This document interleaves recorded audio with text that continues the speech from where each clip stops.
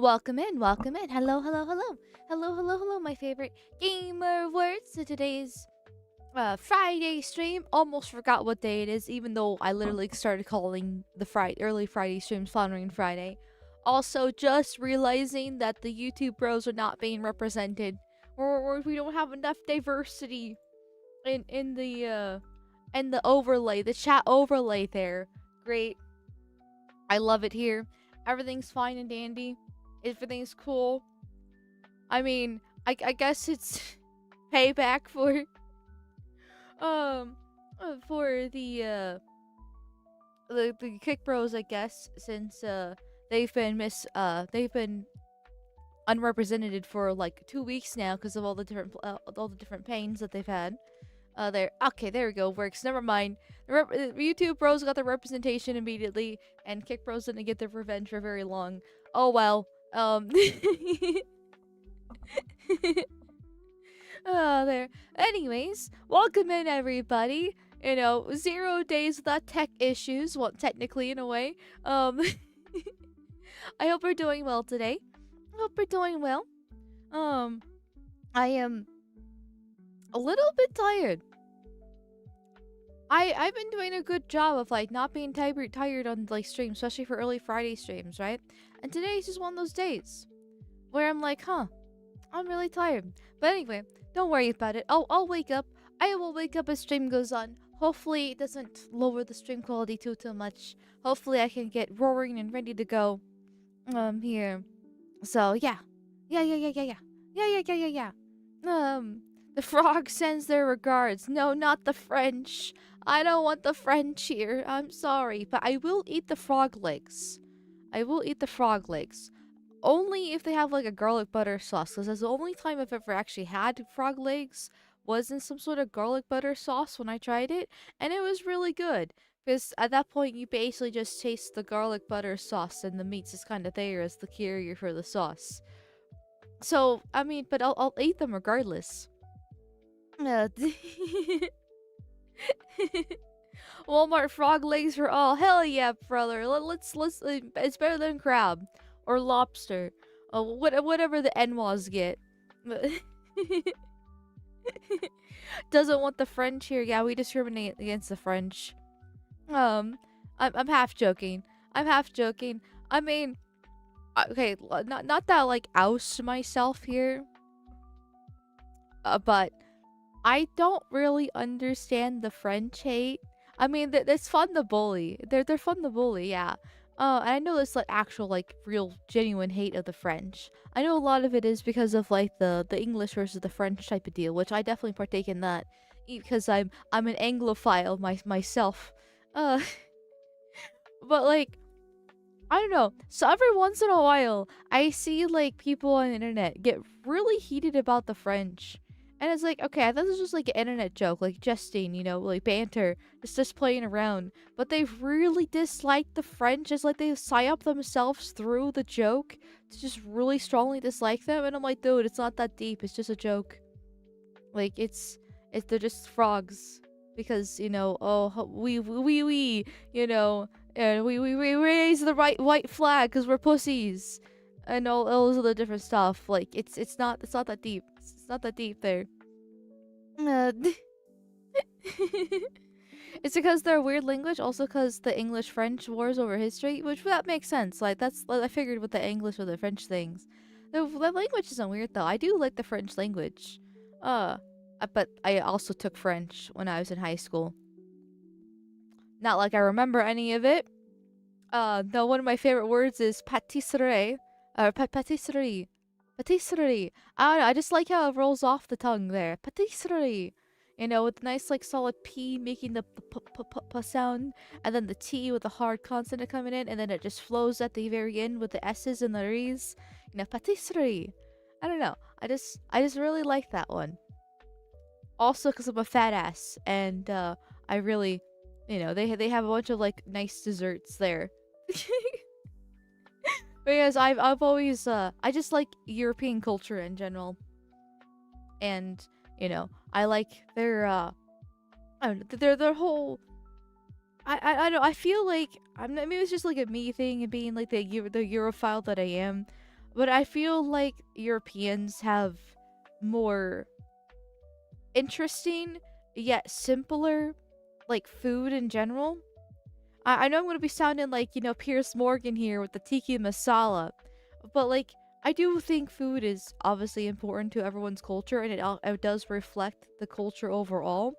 The more complicated and more elegant it is, uh, usually and then less slappa, it usually is coming from a higher tier society, like a higher trust society, a more organized society as well. Versus they had like the slop, right? The eating the rice with your hands type of cultures, and it's like, yeah. I mean, don't get me wrong, rice is good as a nice like filler, and you can put it with some other things that kind of help with it. Obviously, like the Japs and the Chinese eat a lot of rice too, but like their meals are a little bit more complicated.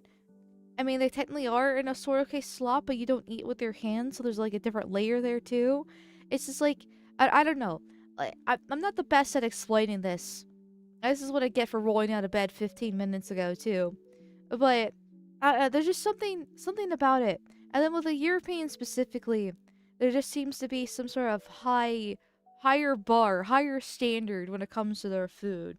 Maybe I just have like the whole like 5-star restaurants in my mind, because like being the disgusting Amerikanski, right? We have a bunch of restaurants for our burgers and our fried chicken and a purple drink. But when it comes to like the nice actual restaurants, sit down restaurants that are like higher class, that's usually when you get like the European kind of imports in. So it has this elegance that typical American food doesn't really have, if that makes sense. I don't know. There's just something about it. Funnily enough, the bananas and rice people also speak French. I thought they just speak whatever garbly-gook Somalian that they do. Is it Somalian?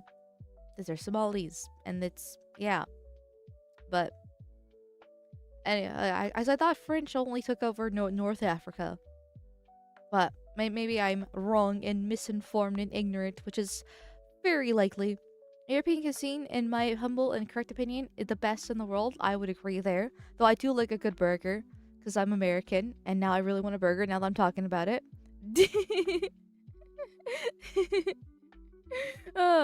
You should look at what Humble Kringsman posts on the food channel on the Discord. Do you understand? Yeah, I don't. Let's see. Let me check that out. Here, 5-star restaurant. First thing I see is Jay from Subway posting a really nice looking sandwich. But it kind of looks from the small picture before I like increased the size and clicked on it. It did actually look like a Subway sandwich. Because I have Discord really small right now, so I can only like really see the mods when they yell at me. And it just looks like a Subway sandwich when it's small like that. I'm like, oh, Jay from Subway got a Subway sandwich. Wow, what a shock. Oh there it is. Kriegsman's strawberry cake. Oh my god. See, this is what this is exactly what I fucking mean. Okay, wonder if I can like pull this up here. That's not what I wanted. That's not what I wanted. Let me pull this up here. Like obviously, us Amerikanskis can make something like this, but it's I don't know. I feel like it's the Europeans that like really do this a lot more. Like their culture's a little bit more centered on this kind of stuff. I don't know. Like specifically more like the French and the Italians, but like mainly the French when it comes to like desserts. Like look at this. It's super fucking pretty. I mean, look at I'm not sure what these are. Like is that like flakes of some sort? Obviously it's the crust, but I'm not sure like what kind of crust it is. Look how despite it being obviously very flaky, it stays there. It's got a nice crisp to it. Look how the strawberries are actually like aligned in a good order, even though like the smaller ones in the middle, and the perfect little dollops of the cream, and then the lace on the bottom that add the extra flair. Like this is very nice. Versus like I know obviously actual Americans can make something like this, but I feel like our culture has degraded so much because I don't go to family events that often because family, one, I neat, and two, like family events don't really occur that often anymore either because like it just feels like nobody's actually getting together. But when things do happen, right? When family events do actually happen, it just seems like it's just a lot of people just get store bought nowadays. So you just like go to like the store, like Walmart or whatever it is. You just grab whatever pie, the pumpkin pie or apple pie or whatever you're grabbing from the store, and like it's still like relatively good, uh, but it's not like this. It very much more minimized and corporatized. Uh, Toasted almond slices. Wait, that's what that is. Oh, that makes it even more fancy then. Oh, uh, American cuisine is best. We take every cuisine to make it better. That I would actually pretty much like agree with to a certain degree, because I love my tacos, and it's definitely Americanized tacos. It's flour tortillas and a shit ton of sour cream, and I love sour cream, and I hate corn tortillas. And so therefore Mexican tacos are disgusting, and it's also obviously soft tortillas too, because I don't like the crunchy hard ones whatsoever. They're just that I don't want to make my mouth bleed. It's always depressing seeing store bought food at events. I would agree. Like when I try to actually make stuff myself, but I usually don't make desserts because I don't like making desserts because that makes me fat. I'm not even joking. Like, obviously I like desserts, but like, if I make the dessert and there's any left over, I gotta take it home, which means I have to eat it when I get home. And I don't need to do that. I don't need to be fat like that. No, thank you. But if somebody else makes it, I can have a slice there, and I'm content. I am good. Uh, Pizza American, not Italian. I mean, yes and no. I mean, they obviously have their own version of the pizza where like it's thinner, right? You know, you don't have like stuffed crust. You don't have like a bunch of like crazy toppings on it. You know, it's much simpler there. Um, but we definitely have changed pizza here. Like we have taken lots of cuisine and changed it to become a more American. I'm not complaining about it because I'm happy being American and I like the food here. And I'm not bashing, I'm not trying to like bash American food and be like, "Oh, it's disgusting, slop, blah blah blah blah blah, how horrible." No. I like my burgers. I like my American tacos. I like my Chinese food, right? I like the American versions of it that we actually do have here. But there definitely seems to be some sort of higher standard when it comes to European food. Not based off my observations, but my own experiences too. Like I've been to France before, but it was during it was a long time ago now, and I bet it's even probably in a worse state than when I was there. But I've been to France before. There's definitely a certain level above when it comes to their food quality too. I think it's also because of the EU standards as well. Uh, because obviously our food standards are absolute dog shit with the amount of stuff that we allow the companies to inject within our food to make it more addicting. All the preservatives in it to last longer, like the McDonald's fries that just don't rot. Versus the EU actually has, that's like the one good thing the EU has done. And that is actually having strict food standards, and so it's actual more natural food. And we don't have that here. We should. And I know RFK is working towards it, but we don't have it completely.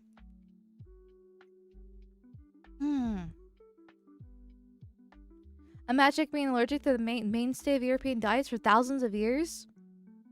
I don't know. That's a response to somebody. I do the soft core tortillas because of wheat allergy.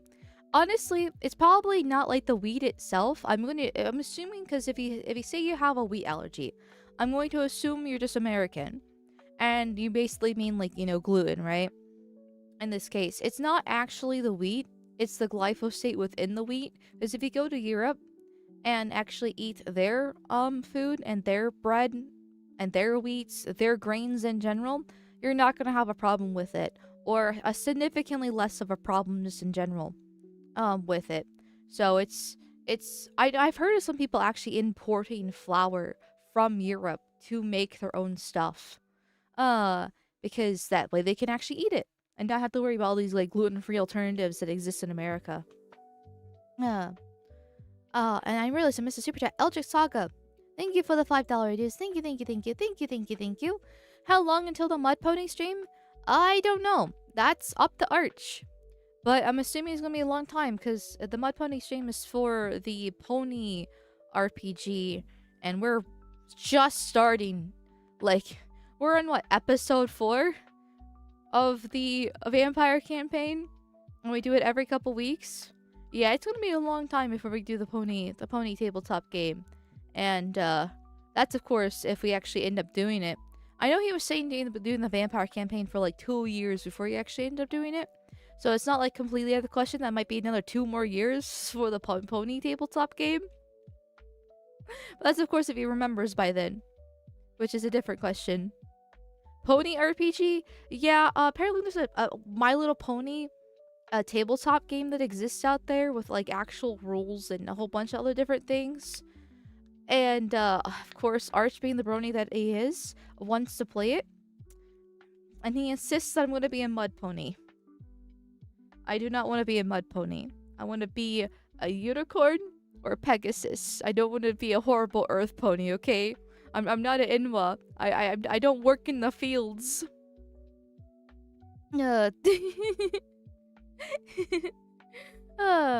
Funny thing is, the Italians import a huge amount of durum wheat from places like North Dakota to make their pasta and sell it back to us. They do? I didn't know that. Interesting. Okay. Interesting.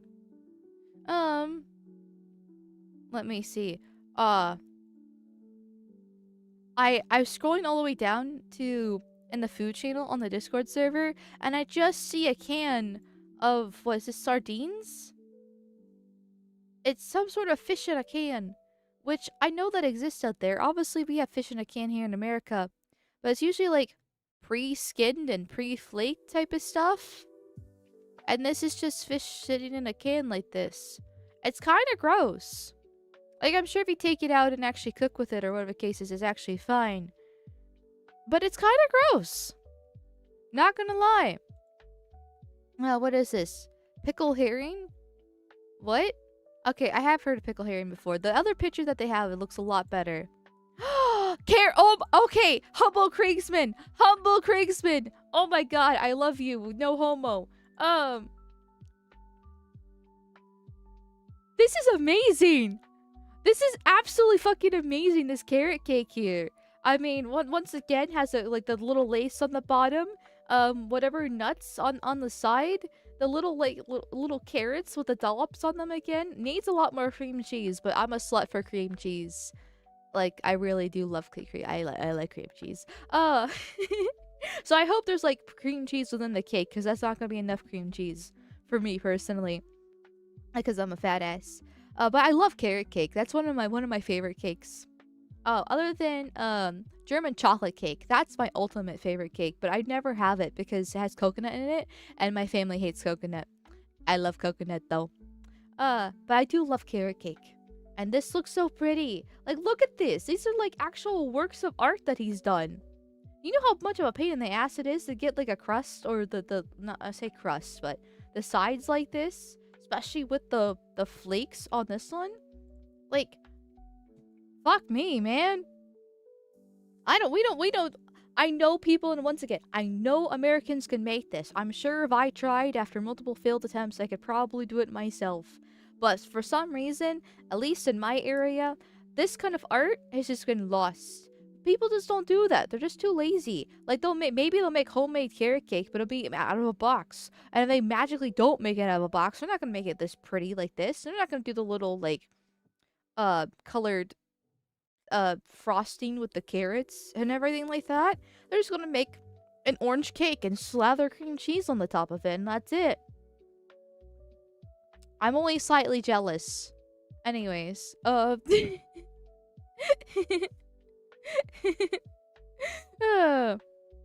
cheesecake is the best cake. As much as I like cream cheese, and I know, cause I know cream cheese cheesecake isn't actually just made with cream cheese, but like it's made with like uh it's made with cream. Wait, yeah, it is made with cream cheese, isn't it? But like not like the frosting. Yeah, it is made with cream cheese. Sorry, misremembering. As much as I like it, I like cheesecake that's a bit more flavored, like chocolate cheesecake or something like that, because it's a little bit too bitter, I would say. Like it has a little bit more of a sharp taste. And it just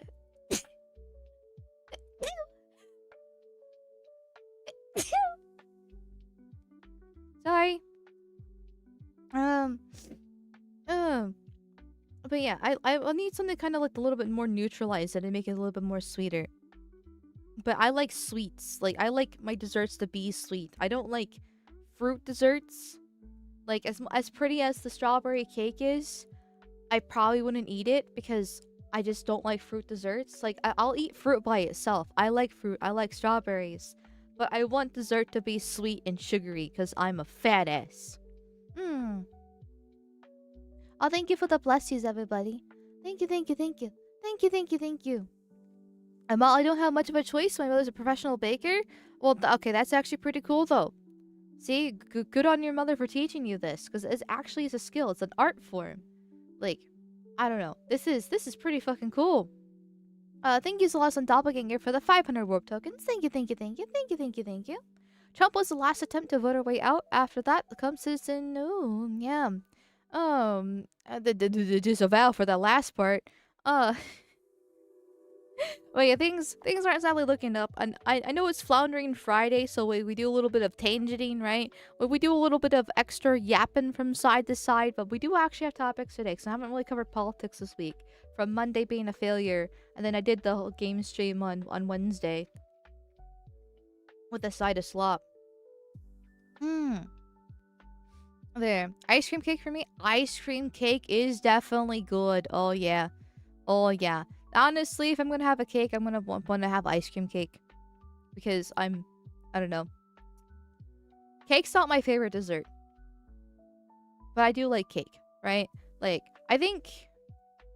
Trying to think what my favorite dessert actually really is. I just really like chocolate. I just love chocolate. So it'd probably be like... chocolate chip... My dad's crack chocolate chip cookies. Those are really addicting and really good. Those are fantastic. Or just pure chocolate, honestly. I'm not like not like candy. Like I do like Kit Kats a lot, but I don't know, like just like pure like chocolate, like truffles. Oh, truffles are really good. Yes, there we go, truffles. Right, get some like chocolate truffles, or like chocolate and white chocolate truffles, or like chocolate and coconut truffles. Or just, yeah, you know, you see the theme there? Really good, just like pure chocolate. But I love chocolate a lot. Ice cream cake? What is it? It's ice cream in the shape of a cake. It's pretty, yeah. But usually, if you get it like from Dairy Queen, because that's where we get our ice cream cakes from. I mean, obviously you can make it at home. But I know in Dairy Queen, there's like this layer of like chocolate crumble that they put on the like close to the bottom, and that's really good. So like you can layer it to like a regular like cake, but it's ice cream but in cake shape, and then you cut it in slices like a cake and you eat it. Add a double chin toggle to your model. No.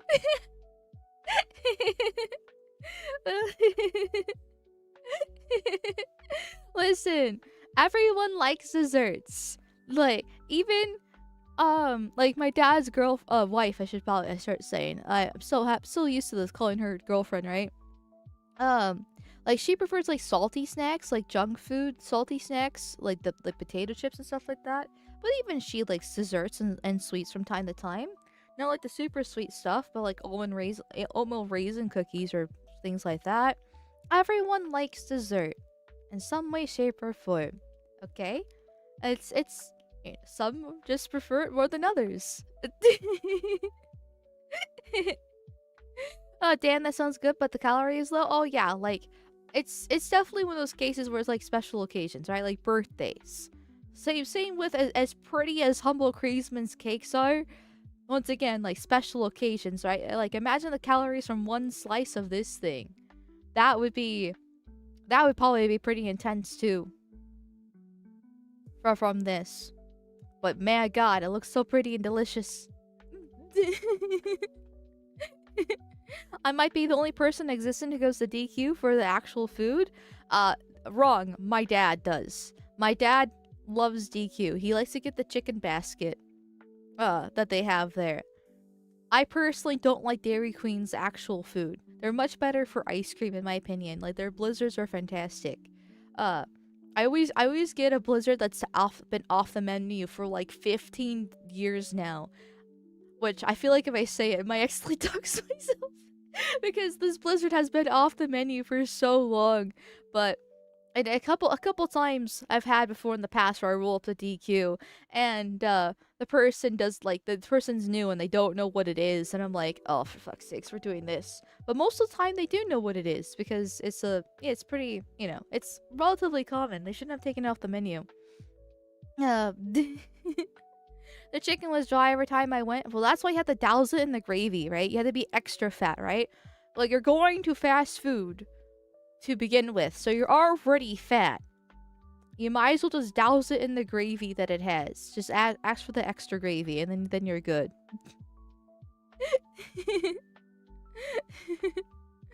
Amal, I commissioned fan art of your vampire character. When it's finished, I want to show it to you. Oh my god, dude, really? You actually commissioned fan art? Like, paid somebody to draw? Holy shit. Okay. Well, thank you, my dude. Okay, yeah, I definitely would love to see it. Like, if you're part of the Discord server, you can definitely post and at me there. If not, maybe try to reach me on Twitter, but, like, I'm not really good at seeing things on Twitter, depending on, like, how the day goes for stuff. But yeah, I would love to fucking see that. Or I guess, actually, the vampire server. You know what? I'm assuming you're part of the vampire server. Definitely at me there, because I do like to check out the I do like to hang out and lurk in the vampire server and see all the different, like, funny AI stuff that you guys make. In this case, it's gonna be real art. Okay, I'm excited. I'm excited. Yeah. But, okay. Now that we've spent way too long talking about how fat we are, let me blow my nose and let's actually get into today's news, today's topics that I have. So give me 1 second.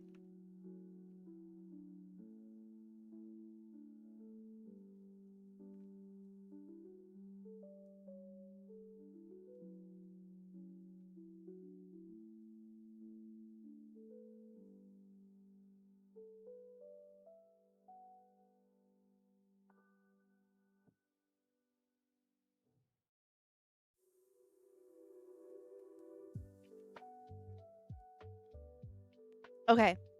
Okay, and to address the Rumble Bros, I'm not purposely trying to ignore you. Because I saw some earlier discussion. I will try to pay more attention to you. That's my fault. What has happened is I have started using Rumble Studio recently. This is the second stream with it so far. And so Rumble is officially segregated. You're now black. Congratulations. We don't like your kind here. Well, okay. Sometimes, you know, the 0.01% of you are good. 0.01% of you guys are good. You know that kind of deal. So you guys are completely segregated. Your chats don't actually go to YouTube or Kick, so they can't, like, see it. Not like you guys could ever see their chats, but, you know. In that case. So now you can build as many end towers that you want. You also do not show up on stream overlay, though I can technically change that if you wish. It's just that when I did do the test stream, in the middle at 1 a.m., the Rumble Bros that were there did say that they didn't want to be on the overlay. That way they can build their end towers, because you cannot build end towers if you're on the overlay. And they voted at that time period to stay in the Shadow Realm so they can build their end towers. However, if you guys want me to change that, I can change that. Just no end towers. The CC. So there we go. It's part of the deal. Part of the deal. But because you guys don't switch over, I mostly use the Kick chat as my main chat to read stuff because it does do the crossover. And so now I have to actually actively look at your chat, which I have not been really good at doing recently. So my apologies on that. The Rumble hat has gone too far. It's time to take your VTube monetization back. No! But I like being monetized, okay? I like being a whore on the internet. Kick is the Aryan chat. True and real. Listen, Kick's not the favorite child, because I love all of you equally. Just some a little bit more equal than others. It's fine. It's fine. It's fine. There. Although that reminds me. With the Rumble Pros.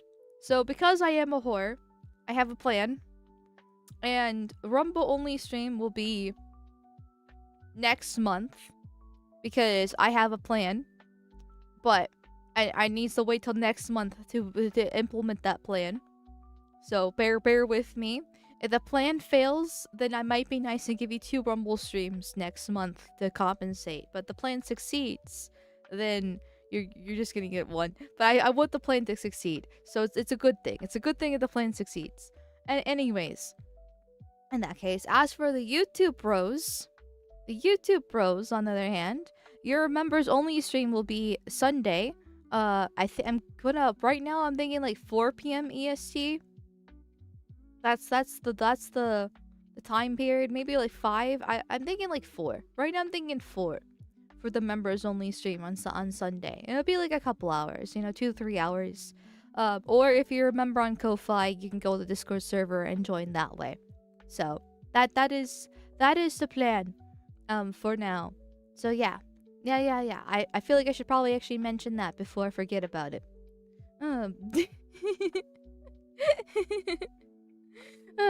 What could possibly go wrong? Yeah, well, me, woman, plan. Oh, that's a sentence that should scare you.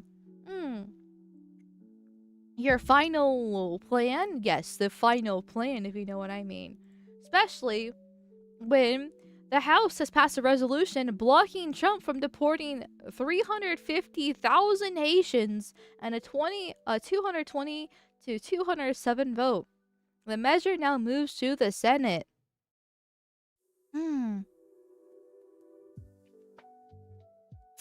Yeah, this is great. This is fantastic. The Haitians, the ones that are, eating the cats and the dogs. The cats and the dogs in Springfield, Ohio. Yeah, we're gonna keep a good chunk of them. Just 350,000 of them. They do nothing wrong. They're good people. After all, they revitalize the economy. After all, GDP must go up. Here. And so this is, well, some of the 6, because there's 7 that actually voted yes. So the topic today is not really the bill itself here, or the vote itself. I mean, it is and it isn't. It's more the RINOs that got involved with it, because this should fail in the Senate, right? This should fail in the Senate. Eric Schmidt has already come out. He's a United States Senator himself. He says that he's going to fight this in the Senate. This is how a nation loses control of the immigration system, not all at once, but through endless temporary exceptions. Haitians got 18 months of TPS for a 2010 earthquake. Now some want it to be a conveyor belt for de facto amnesty. I will fight to stop this in the Senate. And then there are reports that other senators are also going to be striking down this, because it's not... Technically, it's not amnesty. It's temporary protective service, TPS. But we will get into the weeds of that in a second. And if it does magically pass in the Senate, then Trump should be able to strike it down. Hopefully. If that case comes. But the fact of the matter is, there are 7 Republicans now that have voted yes to let this pass in the House, to let these Haitians stay. These are 6 of them. And the thing about actually not this 6 in general. So here's 6 of the faces. These are the original ones. And this does not include the 7th. And then doesn't include the 3 that did not vote at all. Who just didn't vote. Just didn't fucking vote. I mean, if they did vote, wouldn't have really changed anything. However, by not voting, they are still culpable, at least in my eyes, for helping this pass. And obviously, like I said, their vote wouldn't have actually like changed anything. Technically. But the fact that they didn't even try to stop this makes them, in my eyes, a little bit more culpable when it comes to letting this pass, because you are failing as your you're failing your job, right? To do this as a representative for your constituents, for the party, for what the actual American people want. So here's 6 of them: Don Bacon, Maria Elvira Salazar, Mike Lawler, Carlos Gomez, Nicole Maliotakis, and Brian Fitzpatrick. And here's the full list of them: the 10 House Republicans and the Independent. Once again, it's 7 actually voted yes for this, but 3 that didn't vote whatsoever. So Maria Salazar, Don Bacon, Brian Fitzpatrick, Carlos Gimenez, Nicole Maliotakis, Mario Diaz-Balart, Mike Lawler, Mike Turner, Rich McCormick, and Mike Carey. So these all Republicans need to be primaried at the bare minimum. For them, they are RINOs. They are voting against the American people. And on top of that, in case you missed the stream, last week's stream where we covered the amnesty bill that's being pushed, there are 5 Republicans that have overlap with allowing these Haitians to stay, as well as the amnesty bill that they're trying to push. Most notably being Maria Elvira Salazar, who is actually sponsoring the amnesty bill that she insists it's not amnesty, but if you actually read it, it really is literally just amnesty, with 2 different pathways in to do so. Mike Lawler, Don Bacon, Brian Fitzpatrick, and Mario Diaz-Balart. Actually, I should probably list off their states too. Maria being Florida, Mike Lawler being New York, Don Bacon being Nebraska, Brian Fitzpatrick, Pennsylvania, and then Maria Diaz-Balart being Florida. So now there seems to be a common denominator with this amnesty bill that they're pushing, as well as allowing these Haitians in. I mean, obviously the amnesty bill was already bad enough as it is. Right? They should be primary just for supporting such bullshit to begin with. But they're also now voting to let these Haitians stay. Clearly, they have zero interest for the American people, only care about immigrants. They're RINOs, Republican in name only. They have Democrat leanings, at the bare minimum leanings, and not full-fledged support, but being a spy on the inside and trying to sabotage what's necessary to fix America, which is only Republicans, as much as I hate them, only Republicans have some people within them that are actually trying to fix it. Some of them.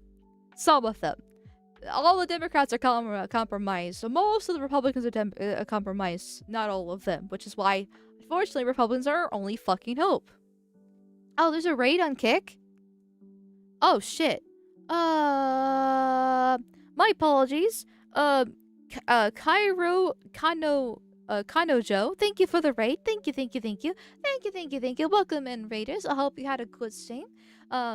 We are talking about the Haitians receiving temporary protective services, like basically amnesty at this fucking point, but technically not amnesty.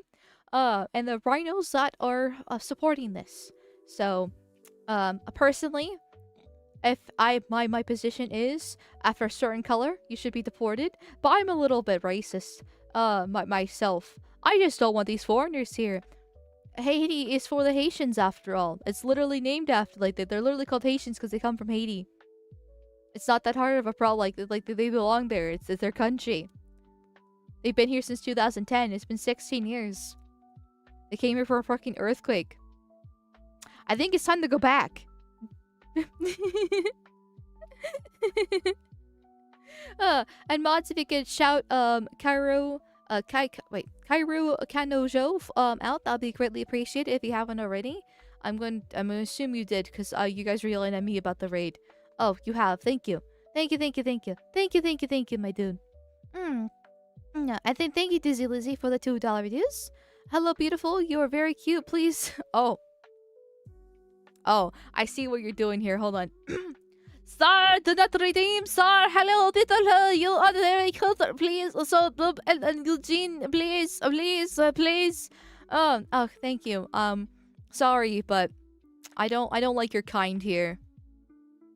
So no bobbing the Eugene for you. Though I do appreciate the $2 reviews.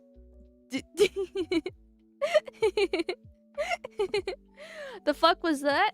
Somebody gave me a super chat, and they deserved an Indian voice for what they were saying. They had a paradise island they mismanaged. Japan has earthquakes all the time, and it's fine because unlike Haitians, they plan ahead for the earthquakes. You see, that requires an IQ above like 90 to plan ahead. I'm not even joking. If I remember correctly, the IQ required to be able to think 15 seconds ahead is like 90. I might be getting my IQ wrong. It's been a minute since I've consulted the chart. Might be 85. No, I'm pretty sure it's 90. I'm pretty sure it's 90, yeah. For it. And, the Haitians, yeah. They don't have that IQ. Actually, hold on. What is the Haitian IQ? I can't remember. Well, let me ask right. Let me ask Grok the question here. What is the average Haitian IQ? Here. I know it's really low. I'm pretty sure it's the 60s. I know Somalians are like 67, 68. But I couldn't remember what the Haitian was. I'm pretty sure it's around that, but I didn't want to get my different nons mixed up. Here. It's thinking. Okay, yeah. There's no definite large-scale nationally representative IQ of Haiti. Here. Well, what is it? Yeah, let me see. The 67 figure. Oh, comes from old limited child studies as well. 82 to 85. I feel like that's a little bit low. But the most common cited figure in controversial national IQ literature is around 67 to 72. The weighted average from those is 68. Updates in the Lindbecker datasets in 2023 compilations list Haiti at 67. You know what? To advance my own propaganda, we're gonna go with 67. I know I said it's a little bit outdated. That's what Grok says, but I know what? That's back when they actually were doing IQ for Browns. So I'm gonna take it because it's now racist to actually test IQ for the nons, the chocolatiers. There's no way they have an 82 to 85 one. Because this one, it says some 2025 online/IQ test aggregator sites put it around 82 to 85. And yeah, that's a little bit too high. A little bit too high for the group that eats the cats and the dogs and has ridiculously high rapes and murder rates. We're gonna go with 67. 67, bros. 67, 67, 67, 67, 67.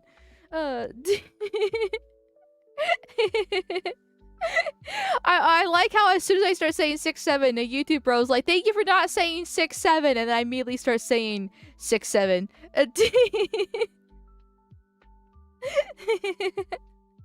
I'm sorry. You had too much faith in me. I failed you. That's what you get for trusting a woman. I think the fact they can't manage their Paradise Island IQ test enough, they failed, yeah. So it literally is 67, right? 67. And Somalians like 68. And we just want to import all of these people here because that's the right thing to do, right? That's the best method to improve America. Salazar has a stranglehold on her district. Now that's because, okay, Salazar is some mystery meat. She is apparently, Chad told me last time we talked about her that apparently she's an anchor baby. So, no surprise there. her last name and her skin color alone obviously shows that she's not actually American. She's some sort of I want to slur, but it's too early for slurring in stream. So basically, I'm gonna keep on calling her mystery meat, Southern mystery meat here, right? Like, she's not actually American, and just like every single fucking legal migrant that has come in and become a politician, she's advocating for her own people and not for real Americans, because she's not actually American. She doesn't actually see herself that way whatsoever. That's why she's pushing the amnesty bill in the first place, which is literally just amnesty. No matter how much she tries to be like, no, we must give them dignity, we must give them grace. Actually, read the fucking bill. It's literally just amnesty. 2 different pathways with amnesty, and a whole bunch of other shit in it too. And now she's also allowing these Haitians to stay? No. She needs to be deported, right? I know a lot of people are saying that, like, these Republicans need to be primaried. Well, maybe for the ones like Mike Lawler, right? He looks American enough, right? In my eyes. Okay, fine. Primary him. But for Salazar, just deport her. She's an anchor baby. She's foreign. She's obviously advocating for foreign interest here. Just deport her. Same with this Nicole Maliutakis girl. Like, listen. When you start having a Star Wars last name, that's when I'm questioning, okay, where do you actually originally come from? The Takis at the end kind of thing gives me like some sort of like Slavic vibe, but I'm not exactly sure because the Malio just seems a bit strange. Regardless, it's not exactly a typical last name that sounds roughly familiar. Not like Bacon or Lawler, right? Just deport them. Just deport them. Obviously foreign interests. It's Greek, right? I don't fucking know. I don't recognize it. It's not American, I can tell you that, so get deported. Maliutakis is Greek? Okay, send her back to Greece then.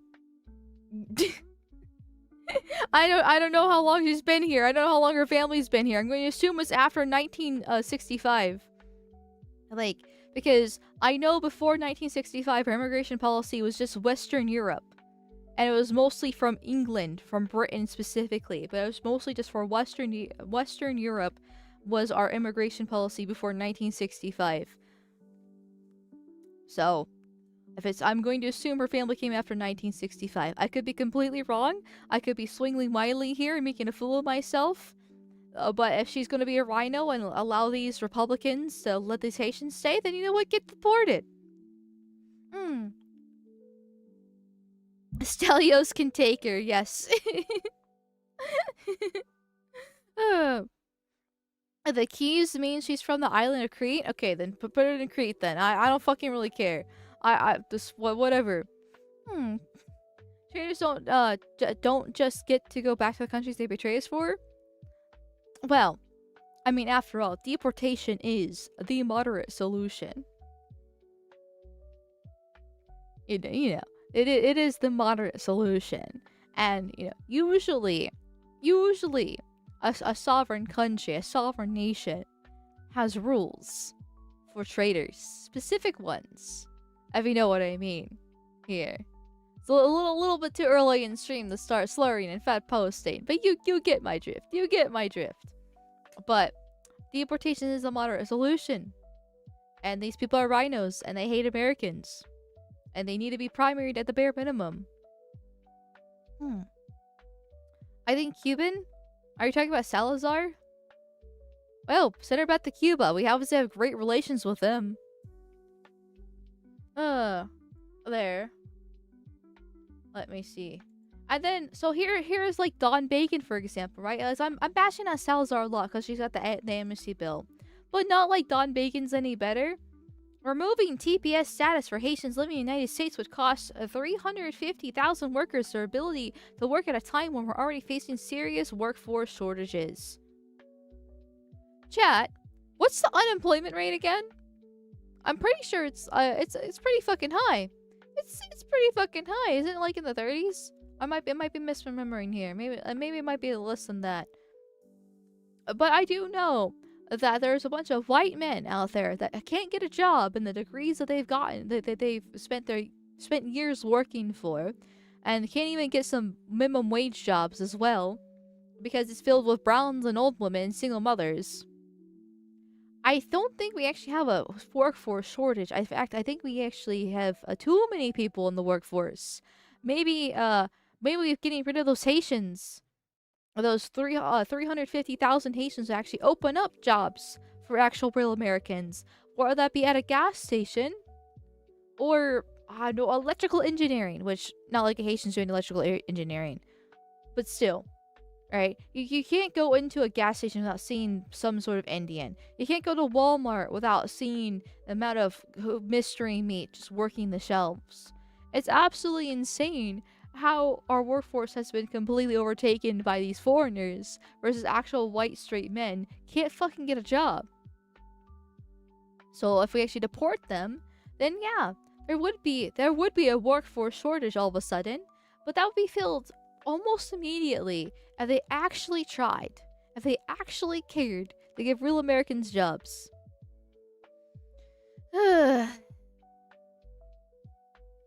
We're not facing shortages because of bodies. We're facing shortages due to certification horseshit. Also, yeah, regulation as well. Effectively, it was closer to 15-20%. Okay, yeah, I thought my 30 was a little bit too high, but 15 seemed a little bit too low. So 15 to 20%, that's still, like, what, a fifth of America right there? A fifth of America doesn't have a fucking job. I guess it also depends on what kind of Americans they are. If they're the nons, white men, or the legal immigrants that are still on welfare, it's kind of hard to basically tell based on the statistic how it's actually divvied up when you just take it as a whole. But seeing that I have no two people that can't get a job personally, yeah, I imagine it's pretty fucking high. Plus, I've heard so many other stories online, and people in chat as well talk about how they've been unemployed for 6 months and can't get a job, or unemployed for a year and can't fucking get a job in their field. So, like, just... it's so fucking frustrating. In my predominant white area, the nursing program is so full at the time that you can only get an hour to sign up before it fills up. So I can pull on the nursing shortage. Yeah. This is so bad. I've heard from healthcare providers and business leaders across Nebraska, including Omaha Chamber, who are concerned about the impact this will have on patient care and our economy. I don't see the goodness of deporting people who are here legally working and contributing to our country. Okay. How many are actually here working? Because statistically, the Haitians aren't actually the most the best when it comes to the workforce. If anything, they are a net drain here. Like Haiti right here. The 65% of them are on traditional welfare and or EITC ACTC eligibility, with 57% of them being traditional welfare only.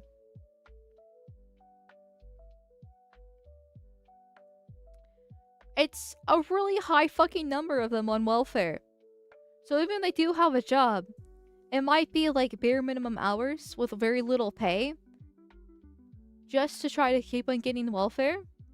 And you hear all these different stories of them just like... There's a story in Florida that happened last week where he just murdered a woman. I'm gonna bring up the cats and the dogs in Springfield, Ohio, because it's just a fucking crazy story in my opinion that quickly got forgotten. As I know mainstream media try to like make fun of Trump in general. And being like, oh, there's no way they're eating the cats and the dogs. Meanwhile, there's like a million videos of them coming out actually eating the cats and dogs. What civilized society actually eats cats and fucking dogs? Anyways. Yeah, I'm starting to doubt how many of them are actually working. They might be here illegally because of the TPS status. But I don't really think they're contributing much other than the high murder rates. But if they're working at low rates, the government and people's taxes upside in, why does no one bring that up? Well, that's kind of what I just brought up then. Like, it's... When 65% of them... 57 to 65% of them, depending on which kind of welfare program you want to go based off of in this case, are on some sort of form of welfare. I don't think they're a net benefit to society. I think they all need to be deported. Not to mention, once again, Haiti is a country, right? It's an island and the fucking ocean, right? Its own little independent country, sovereign nation, right? That's why they're called Haitians. They're not called Americans, right? They're not even bothering with doing the whole hyphenated American, the whole Haitian Americans type of stuff, right? They're strictly just calling them Haitians. Okay, so these are foreigners in the country that have been here since 2010 thanks to a fucking earthquake. They've been on temporary protective status since then. The earthquake has long passed since it was 16 years ago. They can go back. There's no reason for them to be here. Like, ignoring the welfare things aside, like let's say they're on the the lower end of the scale, right? The lower end of the scale. Let's say they're Indians, which surprising amount of them and of Indians not exactly on welfare, but I guess that's what they get for scamming with the H-1Bs after all, right? Alright, let's say the lower end of the scale. I still don't care. Get them deported. They have their own country. I simply just want America to be for Americans. It's that simple. That's it. That's all I fucking asked for. The Indians that are only 16% of them are on welfare, okay, they should also still go back. God, why? Because they're Indians. They belong in India. The Canadians, go back to Canada. You know, the people from the UK, go back to the UK. Like, I do think the Canadians and the Brits are a lot better overall, and I'd much rather have them here than literally anything else on this fucking list whatsoever. But I'm at the point where I just want an immigration moratorium. I want everyone fucking deported, illegal and legal at this point, and just close the borders, shut it down for 20 years, deport everyone in the process, and then maybe in 20 years we can reopen it and go back to the pre-1965, you know, Hart-Celler Act type of immigration where we allow it from Western Europe and very small quantities of it. Like, and that's it. That's all I ask. Why is it so simple? Why is that so hard? I know why it's hard. Don't actually answer that. But still, it's very frustrating. Very, very frustrating here. They work, but it's fraud work from Indians. Yes, I've covered the H-1B thing multiple times. I'm just a little bit surprised there's not more of them on welfare, but that would probably probably fuck with their H-1B system. And their possible green card in that case. So it does actually make sense why it is so low. I just see brown and I think, oh, you're probably on welfare. Yeah. Why did we let them come here anyway? We don't dump our citizens to Canada when Florida has a hurricane or California has an earthquake? A kick chatter. You poor innocent soul. You don't understand. The poor Haitians are just so incompetent and so innocent that they need to be brought here to America to have a better life. We're going to ignore the fact that Haiti's a shithole because Haitians created the shithole that they live in. But Canada versus Canada, on the other hand, that's full of Canadians. They're too white. They're too successful. They're too independent and can actually have a functioning country. They're not the little pets that we can take in and care for and defraud people from their taxes as the excuse. The Haitians, though, are poor little innocent creatures that need lots of love. Like a dog that's been hit by a car and only has one leg. That's what Haitians are. Just as useful. Actually, you know what? A dog that's been hit by a car and only has one leg is more useful than a Haitian, I would probably say. Because at least the dog is cute and can keep it and won't actually tear it won't tear your house up, right? It won't actually steal from you. It won't hurt you. It won't try to murder you. The dog with one leg just wants pets and cuddles. That there's more utility there than a fucking Haitian. Thank you so much on Doppelganger for the 500 warp tokens. Thank you.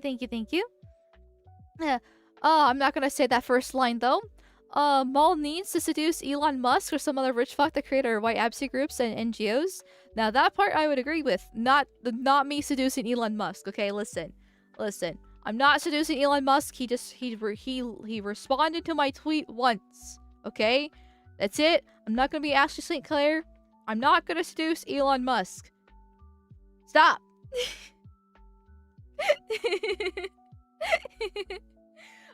However, I would love Elon Musk to stop tweeting or keep on tweeting, but actually use the fact that he is the richest man in the world for some white advocacy fund, right? He is supporting Restore Britain and Rupert Lowe.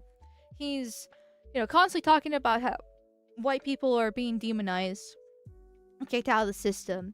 Like, if he's gonna talk the talk, he needs to walk the walk. He has the money to do so. He could totally take care of this problem if it actually start funding this. Because George Soros is more than happy to do it for the leftists. Bill Gates, Mark Zuckerberg, just the World Economic Forum in general. The list goes on and on and on. They have billions, actually maybe even trillions at this point of dollars if you pull it all together of resources to help with their causes. The right doesn't have any of this, but we do have supposedly the richest man in the world on our side. And he's just tweeting all day. But yes, as you say, chat, he's not going to do it. He loves his cheap H1B labor. That's why he had this whole Christmas crash out back in 2024.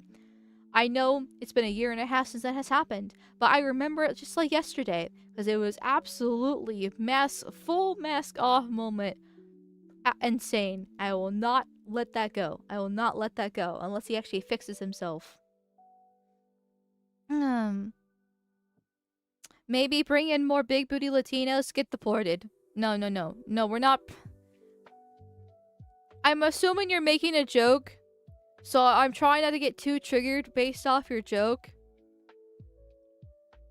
But I do know there's a subsect of people that actually believe that out there, because they like how hot Latinas are until they turn 25 and then blow up. And it really irritates me, because this is technically a big booty Latina right here. Well, actually, I don't know how big her ass is, but like, she looks well kept, and obviously she's an old hag at this point. But I imagine she was probably relatively attractive when she was younger, right? She probably was a big booty Latina back then.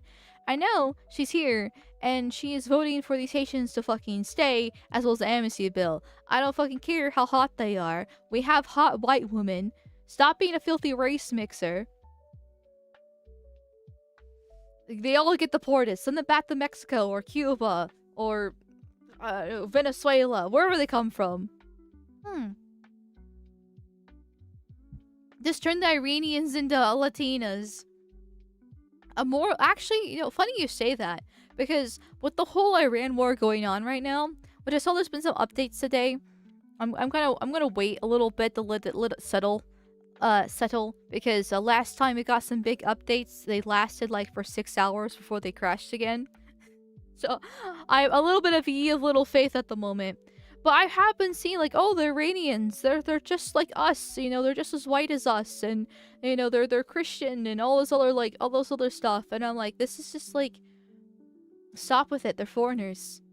Like, I don't care if they're Christian. I don't care if they're not white. Actually, it's only a very small segment of them that are. They've been completely overtaken by the Muslim horde. But whatever. In this case, I don't care. They're still foreigners. You shouldn't import them. You shouldn't be standing in solidarity with them. They're the foreigners that hate us, and one is dead. Like, they're Muslims. That alone. We're not doing this. We're not doing this. We're not bringing them in. We're not going to give them amnesty. We're not going to curry favor with them. I don't care how many e-thoughts that they post online, because when the whole Iran war started, you would see these little TikTok videos of like these Iranian women without the hijab on, and they have like big tits, and they're very pretty, very light skinned, and it's just like, this is just propaganda. This is just propaganda at this point. Who cares? Like, they're foreigners. Ignore. I'm all hungers for the trebuchets. I do! I fucking do! I honest to God, do not understand why it's so hard to distinguish between friend and enemy. And why we have to insist that all foreigners are either friend or enemy if they're enemies with somebody else. Right? Like, this whole push that, like, on the right more recently, that we have to be siding with the Muslims because they hate the tiny hats. I don't care. I still hate them. They're Muslims. They hate me. They want me dead. They do how many terrorist attacks? Like, it's a ridiculously sky-high target of, like, terrorist attacks. Like, 90-some% or something crazy like that of all terrorist attacks are, like, Muslim. I don't fucking care. I don't want to side with them. They're foreigners. And even if they're not Muslim, or not a tiny hats, hand-rubbing merchant, right? I don't fucking care. I just want America to be for Americans. Why is that such a hard concept for people to grasp? I just... I just don't get it. I do not fucking get it. Oh, but this brownoid group is good for them. They like us. I don't care. They're still foreigners. Ugh. I just. Anyway, sorry. I know I said I wasn't gonna be too triggered based off your big booty Latina comment, but like it kind of snowballed into something else because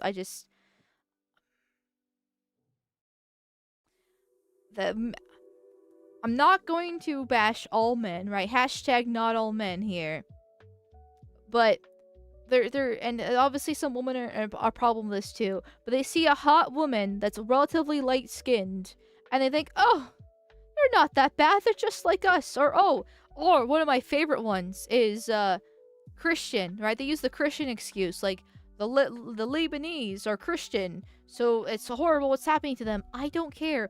Or like Africa, right? There's apparently Christians in Africa, even though they've been there slowly being wiped out by the Muslims because Muslims just conquer violently, right? And they're like, oh, but these Nigerian Christians, we got to bring them to America because they're Christian and they're Christian people.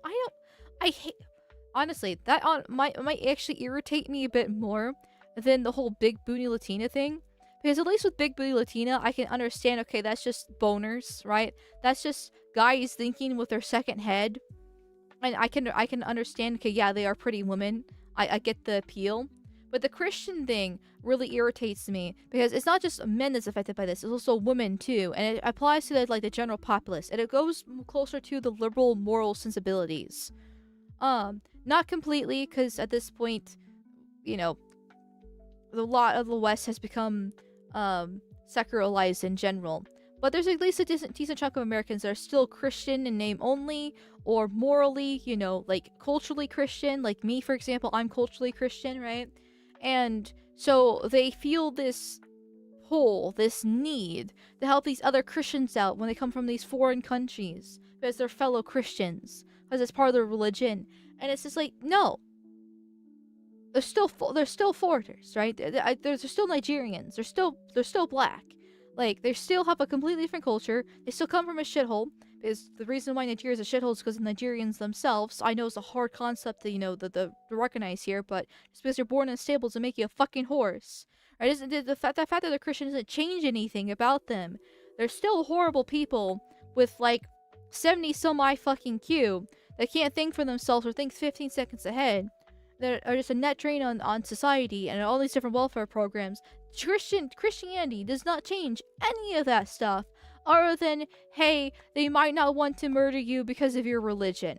They still might want to murder you because they're violent Browns, but they're not going to murder you because of the religion aspect of things. Wow, fascinating.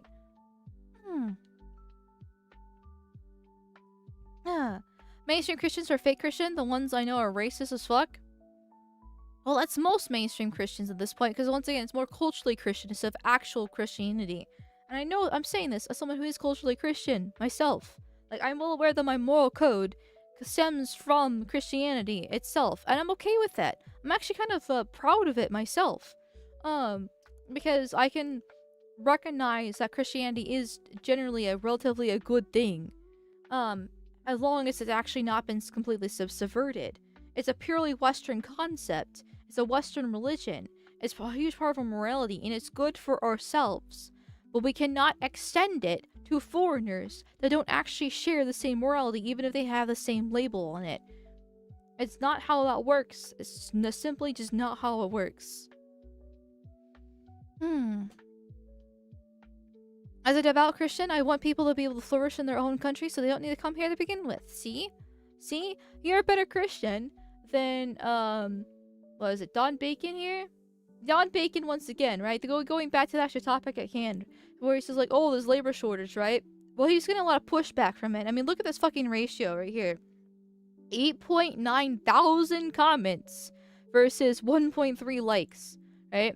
Well, in response to somebody else, he says that, I will vote with my Christian and American values. You've convinced me to now look at Venezuelan and El Salvador TPS. Thanks.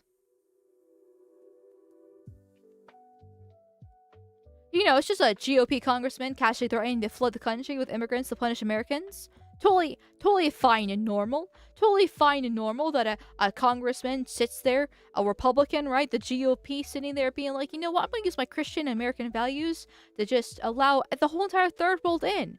Extend their temporary protected services from Venezuela and El Salvador. Keep in mind, two countries where one, Venezuela, we did the whole target strike on their leader a couple months ago.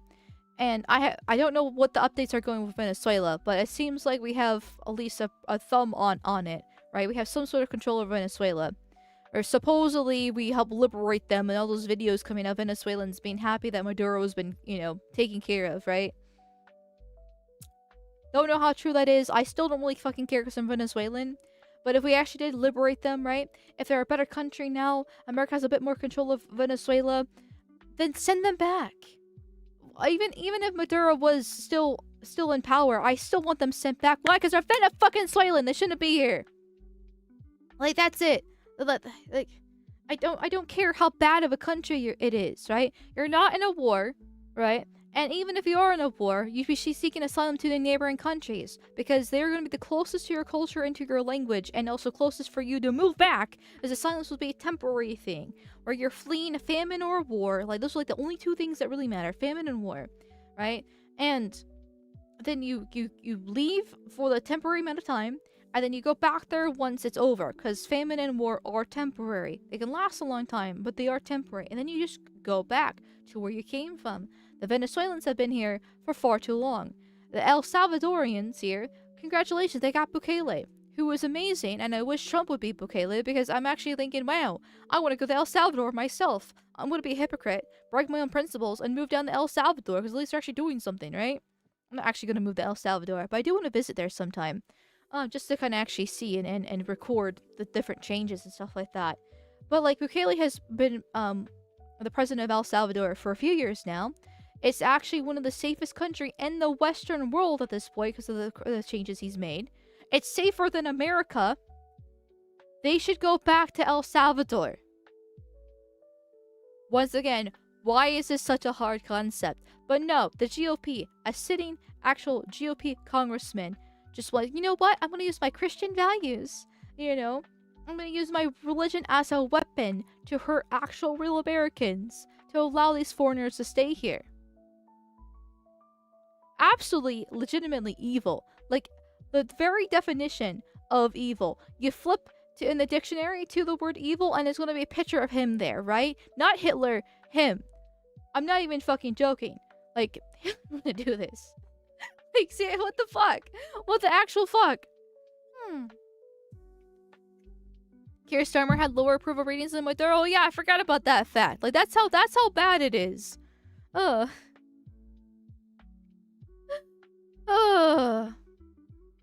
Best time to visit is November, December, or January, March. It's hot the rest of the year. Makes sense. It is a tropical island. No, I actually, I know I keep on saying this whenever El Salvador is brought up, but I really need to actually, like, sit down and calculate the cost to go to El Salvador. I'm kind of scared to go by myself. But if El Salvador is as safe as it is, I do kind of wonder if I could travel by myself as a woman. I'm a little bit scared because it is a foreign country with lighter nons, but nons regardless. But if it is actually as safer than America at this point, and this one of the safest countries in the Western world in general, can a white woman travel by herself to it? Because I have no one to take. Like, my family's not gonna go. My dad's and his wife is not gonna be interested in going to El Salvador. So I have no one to, like, go with. But I really want to go, and I want to record it and see the difference and actually, like, explore it and just I'd maybe talk with the locals and interview them. That would be so fucking cool if I could do that. Got a passport and all? Not by yourself. I do have a passport. But I don't, like, once again, not by myself is the scary part. Callum went there? Okay, well, Callum's a man. So, traveling alone is a lot different when you're a man than when you're a woman. But I want to go for my own self, right? I know Callum does the travel videos and the tourism things. And, but I just want to go for my own self and check it out, record it, interview the locals, and then I could post it on the internet and use it that way.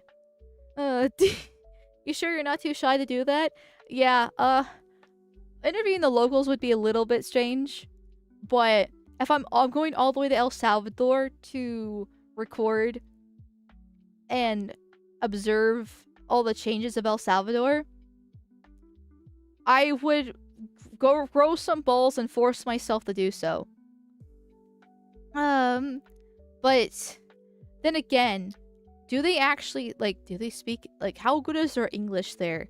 Because I'm not going to speak whatever Sloppinish version that they speak there. I know it's probably some sort of version of Spanish, but like a local dialect. I hope they help speak English a little bit. It is the universal language, but that's going to be a different thing. It's Spanish, lol, yeah. I figured as much, just wasn't sure if it was like a specific dialect of it. This is the most crazy thing I've heard from you. Lawyers looking to get wrecked. That's the thing, right? I want to go there, but I don't want to go alone. But I'm half tempted just to go alone, just so I go there. But I probably won't, because I'm too much of a pussy. But I want to. I want to. Take one of your Discord femboys who can sacrifice them to escape any nuns. Okay, Sleepy, you heard it. I'm taking you to El Salvador so you can get your pussy raped. You're like the only femboy that I know that's still in the server that I can remember off the top of my head, so congratulations. Hire me security detail of all my half-Cuban blood will serve you well as a translator. Oh no, you're mixed. Oh well, but this case is in my advantage, so okay. Sleepy, Grumpy, Mephisto. Okay, we're getting a whole party together, chat. Who else wants to go to El Salvador with me?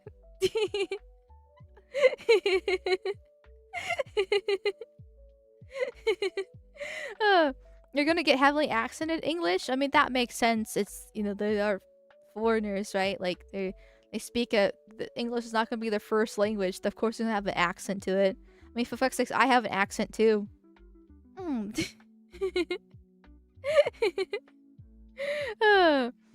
Shake my head, forcing me to get raped and not even watching the video I posted. Why, of course not. Of course not. I'm there every year. Might move there in a few years. Well, damn, okay. Well, you can get someone who can speak Spanish. Maybe I need to hire a translator for me. Maybe that's what I need to do, right? Kind of like when Nick Shirley, or no, more like Tyler Oliveira. When Tyler Oliveira goes to India and other foreign countries, he usually has a translator with him. Where would I get a translator though? I would, once again, this is something I'm gonna have to actually sit down and think and figure out if I can actually do this or not. Which is probably a no, because the fact of me traveling alone is too much of a scary thought as it is. But I really want to do it. Okay, anyway. Sorry, we'll continue with the topic there. And then next time El Salvador is brought up, I'm gonna do the same tangent because I really want to do it. Just draft a Spanish speaker from Discord? I'm glad you said that, because Slightly Blue was right above you. Slightly Blue, I know you don't live anywhere close to El Salvador, but you are someone I know who speaks Sloppinish. And so therefore, Slightly Blue, you're coming to El Salvador with me, and Sleepy, and Grumpy and Mephisto. Here, we're working a gang together.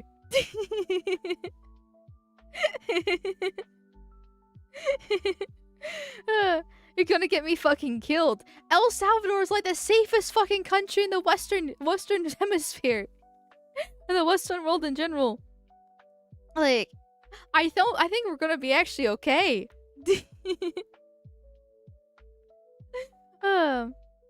Oh, yo creo Taco Bell, where's the bathroom? Yeah, that's gonna be my version of Sloppinish. Chat field trip. Okay, chat, let's see. We got me, Sleepy, Grumpy, Mephisto, Slightly Blue. Let's see. How big do we want this group to be? Do you want to make it 5 or 10 people? If it's 5, we have 1 slot left. If we're making 10, we got 6 slots left. Okay, place your bets, chat. Give me reasons to take me. Let me take you to El Salvador, and you can join the group. Max is 10 people.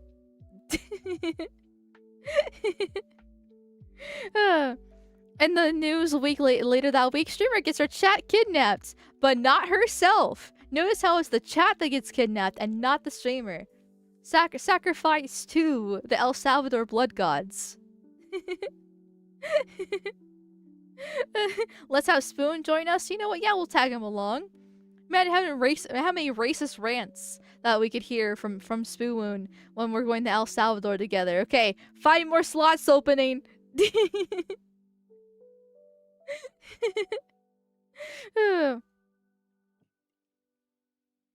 Volunteering to pay $200 a day. No, sorry. Sorry. You have to actually have a skill to be going to El Salvador, and the skill's taking my money, then that's not a worthwhile skill. You're just another Haitian in my eyes. Okay, let's actually go back to topic here. Oh. And then there's another congressman here. Another rhino. Sitting here. I voted to extend TPS for Haitians because I cannot, in good conscience, send people who are lawfully granted protection here, followed our laws, exit out, and built lives under our rules back to rape, murder, chaos, and lawless Haiti. This is completely separate from amnesty or illegal immigration. Conflating the two is dangerous. Okay, first off, once again, why is Haiti such a shithole? Why is Haiti filled with rape, murder, and chaos? Why is this a lawless place, Can we possibly get an answer here? Just ever so possibly. What's the common denominator between Haiti and the Haitians? I'm quite curious. I can't really understand this concept here. And then 2, I get that the temporary protective service is separate from amnesty or illegal immigration, and so technically you shouldn't conflate the two, but you kind of can, because if the Haitians have been here since 2010. They've been here for 16 years, and they keep on getting their TPS extended. It's not temporary anymore. That's what the T stands for, right? Temporary Protected Service. It's been 16 fucking years.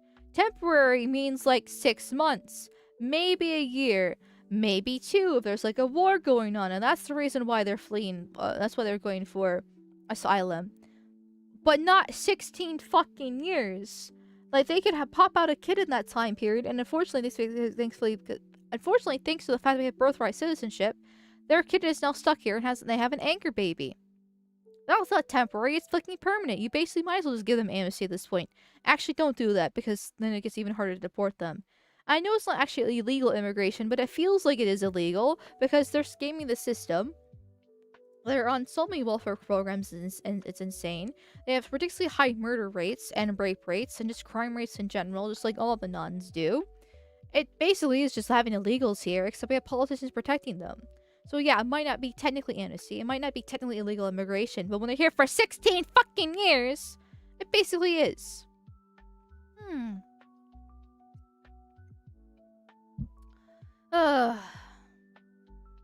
And they just had the audacity to sit there and be like, oh, these poor Haitians.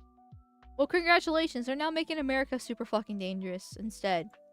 Like, for example, Haiti genocided its entire white population in 1804. Haiti stands as the blackest country in the world, exceeding all sub-Saharan African countries. I'm not going to make a comment on that. As the least ethnically diverse country in the Western Hemisphere, white missionaries from the United States, Canada, and Europe are routinely kidnapped and held for ransom. Over 95% of the population practice satanic voodoo worship. Only 15% of the population have running water. The average annual salary is $1,700. Excuse me. And it has the highest incident of rape and murder, and the highest HIV prevalence in the Western Hemisphere. Haitians show this path. America is not responsible for absorbing the shocks of Haiti's self-inflicted crises. Exactly. Why, if anything, why are we importing people that have a 95% of population satanic voodoo worship and also have such ridiculously high HIV prevalence, highest incident of rape and murder? Like, they're not poor innocent creatures. They're actively involved with the reasons why their rates are so fucking high. And you want to bring them to America? No. No, they should be deported. And in fact, and this is just like, this is illegal immigrations in general, right? Like, but this is in the case of a Haitian who did this. So we're still gonna play this clip. But illegal immigrants killed 13,000 Americans in 2024. The total number of homicides in the United States was in 2024 was 20,162, which means illegal immigrants have killed about 64% of all. Let me rephrase that. Illegal immigrants have committed about 64% of all murders. Now I know these Haitians on the TPS are technically not illegal because they're on TPS. But in this clip, it's a Haitian who has done the murder. I'm starting to think there's a common denominator. Right. 13,000 homicides from illegal aliens as of 2024. 13,000 homicides, Liz. This is a absolute and total slaughter of our people, and it's time that we start charging the people in politics and in government and in the Biden administration that decided on these policies. The blood is on their hand. This Haitian did not belong in America, should not be here, should have never been here with a hammer, should have never been able to slaughter that woman. Okay. That happened in my state. That happened in Florida. I have a family here in Florida. I'm raising my 4 kids here in Florida. It very well could have been my family, my children, my wife, or me. And you know what? Many Americans have to wake up every single day with that fear. It's time for us to look at legal liability. In a righteous country, we would have legal liability for the... I just want to note the woman here, the presenter, who has Benny Johnson on, is very uncomfortable with his little rant. Because he's actually getting quite fired up and angry, which is reasonable, right? This Haitian shouldn't have been there. He shouldn't have murdered the woman. Well, she looks like a non herself, so it's just non-violence. But still, he shouldn't have been here. The woman would have been alive. It's still happening in Florida, right? American state. He lives in Florida. Obviously, he deeply cares about this stuff because it's like every fucking week there's some sort of legal immigrant who's killed more actual Americans. And the presenter's just like, oh, okay, can you do, yeah, no, no. Like, she's trying to, like, interrupt him, but, like, very, like, passively, because you can tell that she's like, okay, he needs, like, to calm down, he's getting a little bit too fired up, gotta take control, and he's just, like, flaming past her. Biden administration who decided to simply loose open the borders to the third world to take the prisoners, rapists, murderers, and some of the worst degens of society and loose them upon our civilization. This is a human rights violation. It is human rights abuses, yeah. Crime. And it's a... He's going on this whole rant here, and she's like, we got news coming in. Yeah, this is totally like human rights abuses. Yeah, I'm gonna agree with you just to try to shut you up here, because this news is more important than actually talking about, you know, the fact that a Haitian illegal alien killed another woman. More news at 11, right? Just another day that ends in Y. Violation of their oath to protect and defend American citizens. What? I get that it's her job, the Corral, and you know he's just a guest on here, but it is a little bit annoying that the woman is trying to do this. Like, it just feels like she's so disconnected to the actual issue at hand. And I know she's just, in a way, she's just trying to do her job and switch over to whatever breaking news is coming in. But it just, compared to the fiery rant that Benny Johnson was going on about the situation here, she just seems very dismissive about it. And it's even more irritating.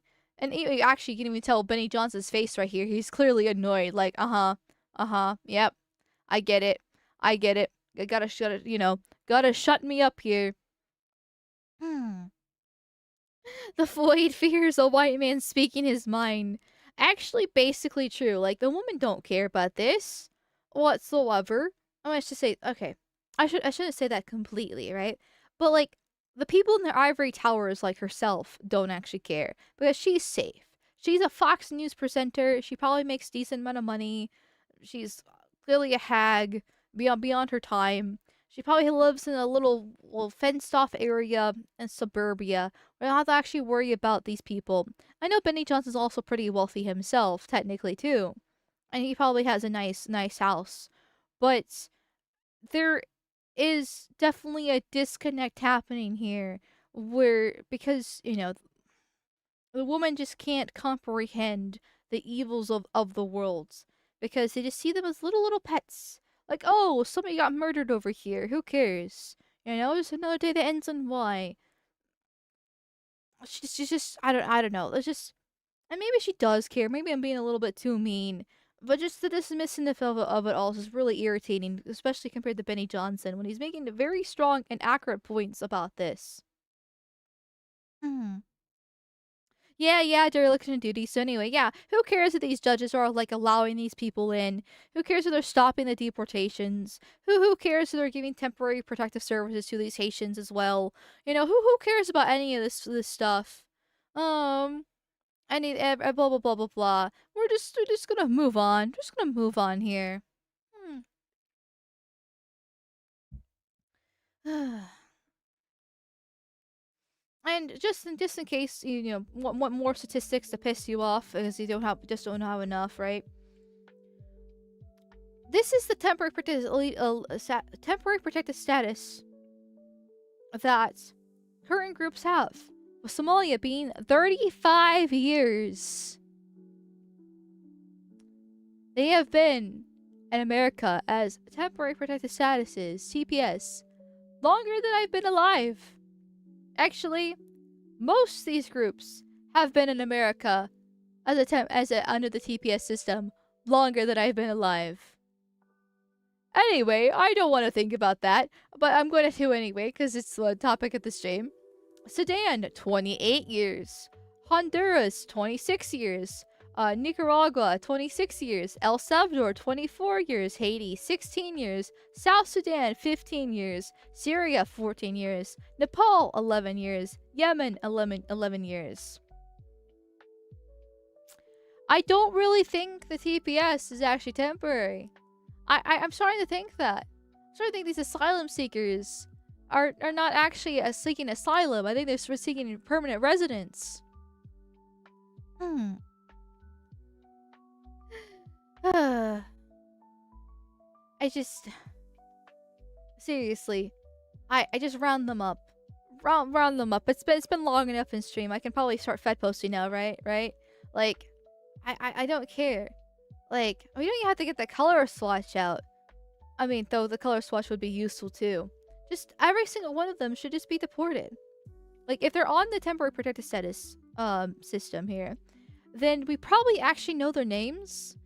Because obviously we have to know how many of them exist. But with the Haitians, right? We know that 350,000 of them exist. So take all 350,000 of them, round them up, and then send them back to Haiti.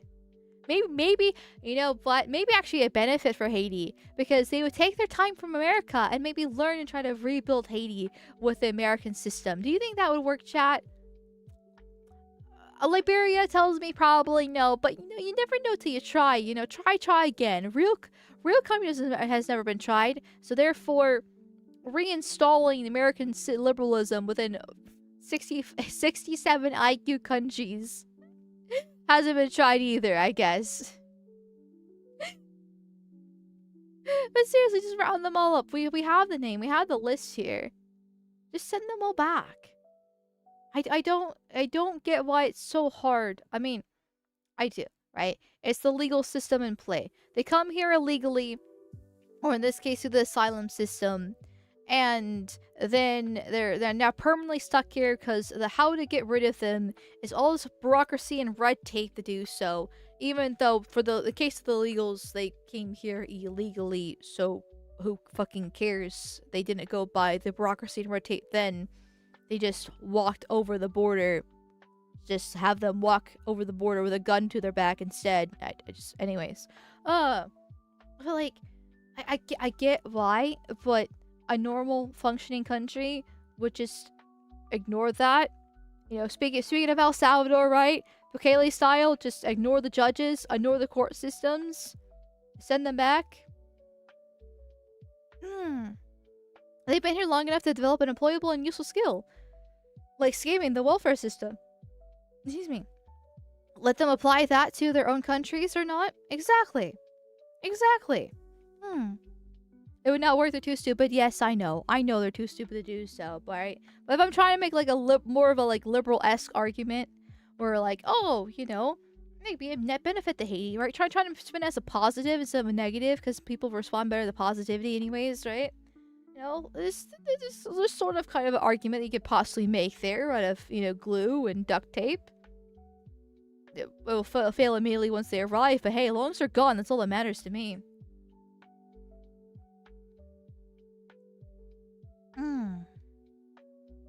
There's a joke in various industries that annoyingly seems to fit her here too. The temporary fixes are often the most permanent ones, so sad that joke also applies to government policy. Oh yeah, I mean the phrase for the government is that there's nothing more permanent than a temporary government policy. Like taxes, for example, right? Income taxes were supposed to be a temporary thing for one of the wars. I think it was World War One. Correct me if I'm because I'm probably wrong, chat. But it was supposed to be a temporary tax to help pay for one of the wars. 100+ years so later, it's not exactly a temporary tax anymore now, is it? It's quite unfortunate how it works. Oh, I already did this tab. My apologies. My apologies here. And speaking of the red tape to deport people in general, here is the secretary, the Department of Homeland Security secretary, talking about the cost for deportation. Now, the one clip I saw, and I quote tweeted this on Twitter, was like 48 seconds. It's a longer clip where he goes a little bit more on detail. I hate how this whole clip with a passion, but let me actually play it to explain why, so you could understand why I actually kind of hate it. But yeah, well, let's get this started here. It was a civil war and it was temporary, but they reintroduced it in 1913. Okay, so Civil War. So I knew it was one of the wars, and it was technically temporary, but then they reintroduced it, so it wasn't so actually, you know, temporary anymore. I was relatively close. Relatively close. That we want immigration. We want legal immigration, people that want to make the country stronger. We're a nation of immigrants. We understand that. The right kind of immigrants. But the right... 7 seconds in. And he's already trying to be like, oh, we're a nation of immigrants. We want the right kind of immigrants. We want legal immigrants. This is the Department of Homeland Security Secretary, the one who plays fucking Pam Bondi.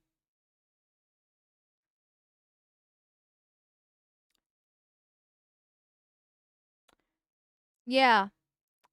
Yeah. I don't think we're getting rid of the Haitians or the El Salvadorians, the Venezuelans, the Sudanese, or any of these fucking people right now. Yeah, I don't think we're getting our legal immigration taken care of. Which, to be fair, is not that unexpected. Trump did campaign on illegal immigration more specifically. It wasn't until Elon Musk and Vivek Ramaswamy's Christmas crash out in 2024 that people really started focusing on legal immigration, because a lot of people didn't even realize how bad it was. Like, some people did, right? Like, Elon Musk has been a classic example of how legal immigration is horrible. But a lot of people didn't realize how destructive the legal immigration system is and how easily abused it is until Elon Musk's Christmas crash out back in 2024 with the H-1Bs. Then people did a shit ton of research, autistic level amount of research, and it's been spiraling ever since.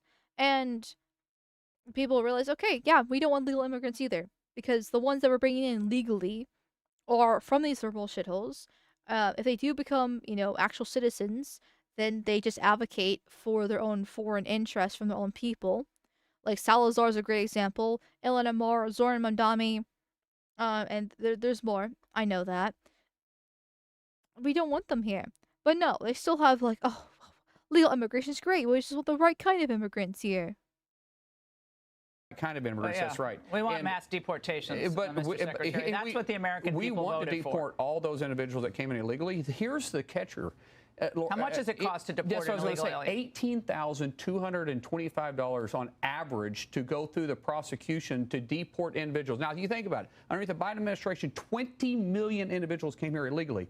If we go through the process on every single one of those, do the math on that at $18,225 per person. Okay. So I think his wording here is extremely important. And this is what really pissed me off when I focused on my tweet the other day, which I got a little bit yelled at because I called it amnesty, but there's a reason why. His wording is really important here. He says, here's the catcher, right? So when people say the phrase, here's the catcher, that usually means there's something kind of stopping whatever the situation is, which makes it hard to actually do. Which in this case is the fact that the deportations are $18,225 per person. But the rest of his wording here is if you do the math based off the Biden illegal immigrants, and they didn't actually, state the number for how much it would actually be. But I think he said like 20 million illegal immigrants, or did he say 12? Because usually the 12 number has been thrown around. Regardless, if you do the math, his whole phrasing, his tone of voice, everything kind of implies that it is too expensive to deport people by going through the regular process. At least that's how I take it. Let me play that back with that kind of context here, with the whole his tone of voice and the wording that he is using. That's what the American people voted for. We want to deport all those individuals that came in illegally. Here's the catcher. How much does it cost to deport an illegal alien? $18,225 on average to go through the prosecution to deport individuals. Now, you think about it. Underneath the Biden administration, 20 million individuals came here illegally. If we go through the process on every single one of those, do the math on that at $18,225 per person. Why does it cost that much? To me, this implies amnesty of some sort. Now, maybe I'm swinging at Ghost right now, after having the whole Maria Salazar amnesty bill that she's been trying to push here. But then also with the context of the Haitians being the TPS, which I know is only through the House, right? Because once again, with the Haitians, it's been passed in the House. It still needs to go to the Senate. The Senate can reject it, which everyone's saying the Senate will reject it. Personally, I'm waiting to see, and if they let it pass, then Trump can veto it. But I'm not even sure if Trump will actually veto it at this point in time, right? But recently, in the past week, there has been this talk of amnesty, this dignity, been passed around. Like the Republicans, the GOP have gotten this new script, right? You know how the Democrats are all on a script, right? Well, Republicans are still politicians. They're on a script as well. They all funded by AIPAC after all, right? The wording that he's using here just really makes me think it's asylum, or not asylum, sorry, amnesty of some sort, like something, right? Like, because he's implying that it's too expensive to deport all these people when it costs $18,225 per person. Man, like that's how it feels like to me. He might be getting an excuse to ignore the process. I wish, if his tone of voice was different, if his wording was different, then I would probably agree. But I really think, once again, maybe I'm going to swing at Ghost, maybe I'm a little bit too paranoid here. But his tone of voice tells me that he's saying that it's just too much of an astronomical feat to deport every single person because of how expensive it is. That's how I'm taking it. However, obviously, I've heard a statistic, I don't know how true this is, but apparently it's $68,000 per illegal immigrant for them to stay here, because between the under-the-table jobs that they're doing, the welfare that they're on, and the other fraud they're committing in general, it all kind of adds up. I don't know how true that part is. It's way too expensive to actually keep them here, and personally, if it really does cost $18,225 per person to go through the process to deport, then great. Fantastic. I will happily pay that. If my taxes are actually going to that instead of fucking Somalians in Minnesota eating their bananas and rice and having these fake daycare and autism centers and travel, like, not travel, transportation agencies, everything like that, then I would happily pay for it. I would fucking, you know what? I'd be signing the dotted line every fucking year on April 15th to pay my fucking taxes if it was actually going to this shit. Though, frankly, I think the bureaucracy in place is so immense that it's such a slow process that we should skip the process to go ahead and do it. But still, like, I'd be happy to pay my taxes if it was actually going towards deportations. But just the implication of his voice, just once again, maybe I'm being paranoid. Maybe I'm being paranoid. I will take the L. I will take the L if that's the case. And but I still just rubs me the wrong fucking way. Well, because of the way the laws are written and the way that they can claim asylum, the way that we have to provide the attorney for the individuals, the way that they clog up our judicial system, and then we have to pay. Yes, and then we have to pay to deport the individual at the same time. Now, fortunately, we're able to do it. During the Trump administration, we've already deported 2 million people. I mean, look at this horde of people coming in. I'll address what he says in a minute. But like, look at the video. These people just jumping over the fence.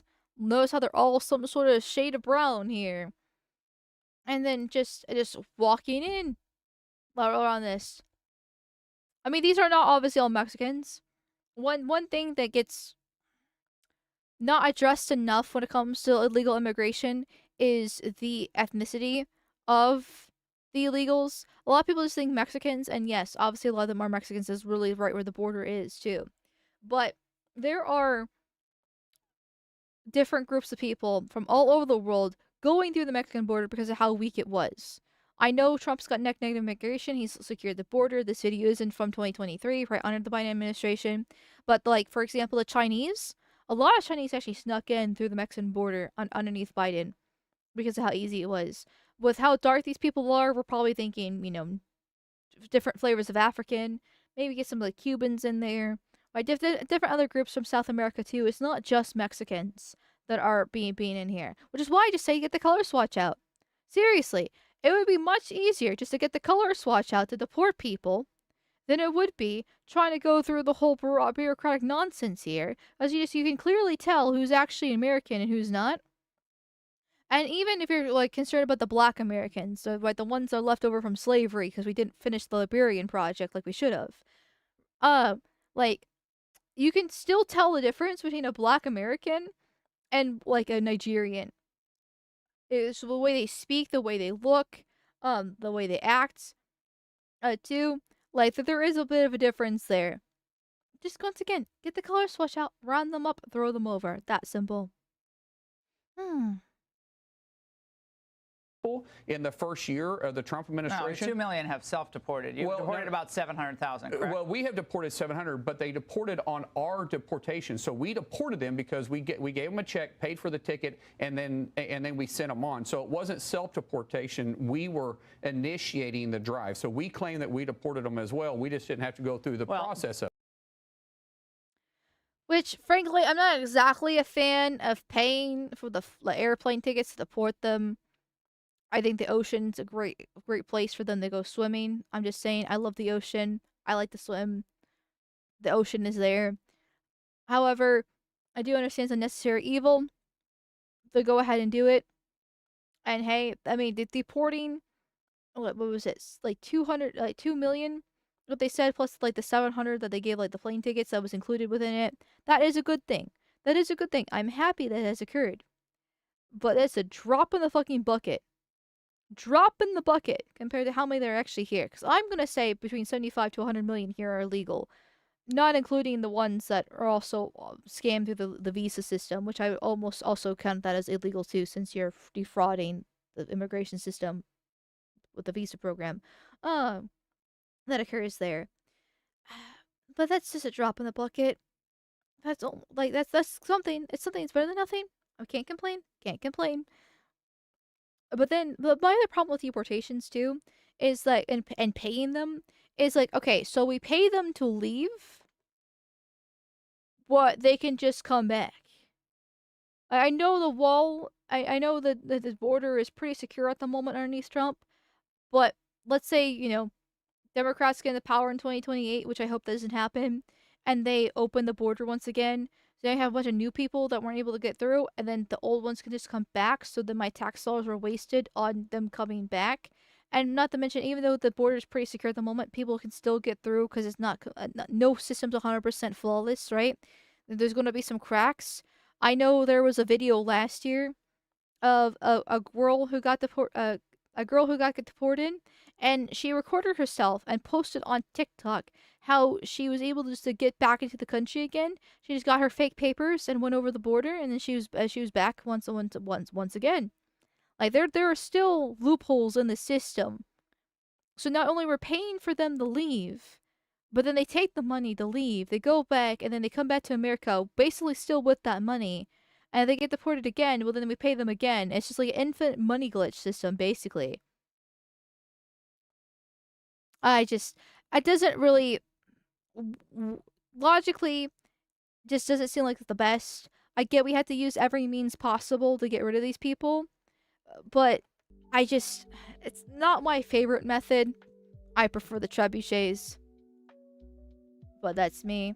Also, one thing that I feel is also not discussed enough when coming with illegal immigrants too, and this applies to going back to like the Haitian problem here with the temporary assistance thing, as we kind of went from Haitians to illegals. But there are other ways to get them to self-deport. You just have to cut off the money, right? Go after the employers who knowingly hire illegals because they get paid under the table, so they don't have to pay for their taxes. Go after the housing and apartments and landlords who are once again knowingly having illegals because they can, have more of them in one group and charge them more that way, like and housing them in general. Go after just the welfare programs. One, I don't like any welfare programs whatsoever personally at this point in time. Well, at least until we get our demographics fixed, then maybe we can kind of have some welfare programs possibly. But just go after the immigration lawyers. Go after the judges. Go after the lawyers as well. Like there are so many places that you can target these attacks that would add up exponentially if you actually just did it. And we're just not doing that either. We're just not doing that either. And it fucking sucks.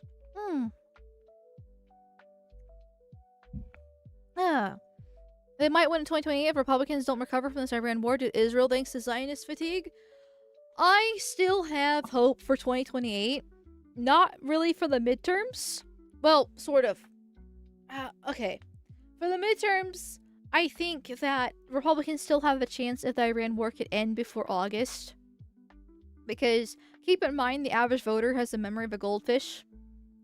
And if the Iran war is ended before August, and the voting ends in November, that's enough time period, right? Because you got September, October, and then November. So about 3 months, roughly. 3 months.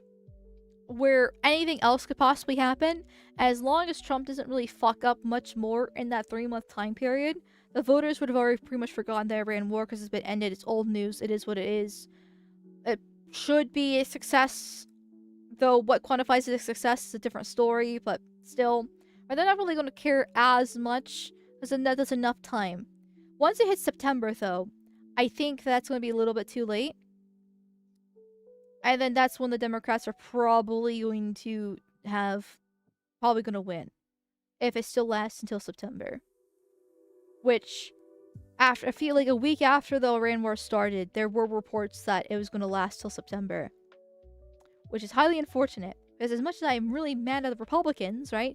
I hate the whole mass amnesty bill that's being pushed. Not passed, sorry. I hate this whole RINOs in the House, and specifically the House with the TPS. I hate the Iran war, right? I still don't want the Democrats to win. I have not fallen for the PSYOP to vote for Democrats for accelerationism purposes to punish the Republicans. That's not the answer. Because the Democrats are going to get in power, then congratulations. This little funny woman on the internet, this little VTuber of yours that likes to shit on women and blacks and gays, all this fun stuff, yeah, won't probably be existing for very long.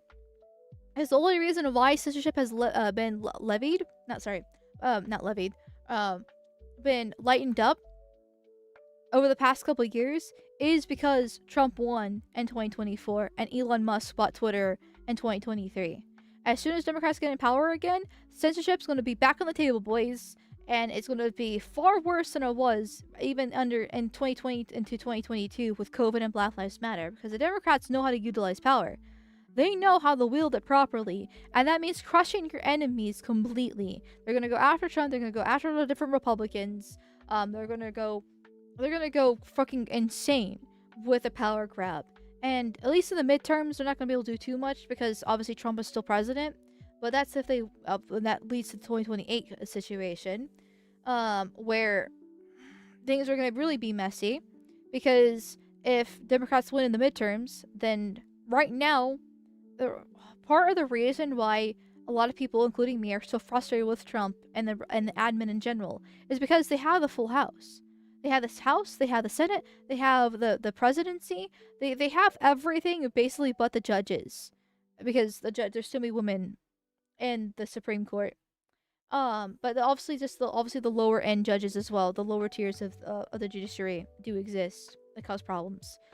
They have all the power. They just need to push and punish those who betray and who are RINOs and go after the judges stopping and blocking the executive orders and everything else. But they're not doing that. Once the Democrats win the midterms, it's Joe over. It's Joe over because the Democrats are going to be blocking everything. And so Trump's going to have no power. He's going to be a lame duck with the only thing to his legacy is the messiness of the Iran war. And then it's going to affect the 2028 elections because of it. Because that's going to be the end of Trump's legacy. Unless something crazy happens in the next 2 years, which is technically possible, right? 2 years is a long time. And I still think, even with that mess, the if J.D. Vance runs at the current moment, I still think he has a chance in 2028, as at the moment Democrats don't have anybody. Once again, things can change in 2 years. But they don't have any better than like Gavin Newsom, and Gavin Newsom's not exactly well liked especially after he let California burn last year, last winter. Anybody remember the 2025 January fires? Yeah, that was kind of embarrassing for him. But then again, voters don't have a really long-term memory, so there's that. I still think J.D. Vance has a chance in 2028 because of how bad the Democrats have really fucked up everything under Biden. No, but it's not going to be a landslide like Trump had with Kamala. And it is going to be heavily dependent on the midterms and the last couple of years of Trump's administration too. If he has more Iran war fuck-ups, then the Democrats will probably win in 2028. If he can just kind of coast by the last 2 years, then it's... I think J.D. Vance can probably do it, but it's going to be tight. Trump's going to win by default. Dems can't find a suitable candidate. Well, Trump's not going to run for a third term. It's all just a joke. He's not actually going to do it. And he shouldn't do it. Like, I don't support Trump doing it for a third term. Not just because I'm upset with him over the past, 6 to 8 months and all different screw-ups, but because he's too fucking old. Like, back when I was happier with Trump at the beginning of last year and he was making all these jokes about having a third term, I said even then, being like, no, I don't want him to run for a third term because he's going to be too old. When you're that old, you can fail at any time. You slip and fall and break your hip and you're dead within 2 weeks. Or, like you randomly start developing stage 4, asshole cancer, right? Like, it's... Old people deteriorate rapidly when they hit a certain age. Just magically out of the blue. And a lot of people are already talking about that with Trump currently. I don't support that myself. Like, he's nowhere near as bad as Biden was. Yeah, he's definitely a boomer. And he's off his game. But I don't blame that on old age like some people do. I blame it on Israel. I don't see the old age catching up with Trump just yet. But give it a couple more years, it's likely. Give it another 4 years? Oh, fuck's sakes. He's screwed. He's screwed. It actually will be. He probably actually would be basically Biden for a third term if he were to do that. It's horrible.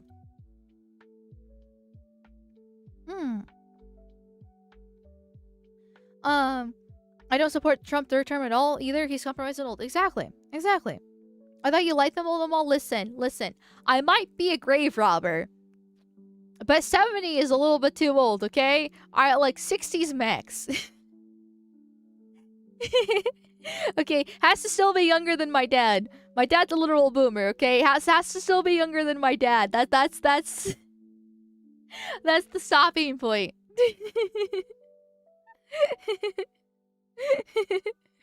Oh. Well, under the surface, there's also a massive growing schism between the establishment Dems and progressive commies. The Progs have pissed so many of their candidates. The Progs are pissed so many of their candidates are lost in the primaries.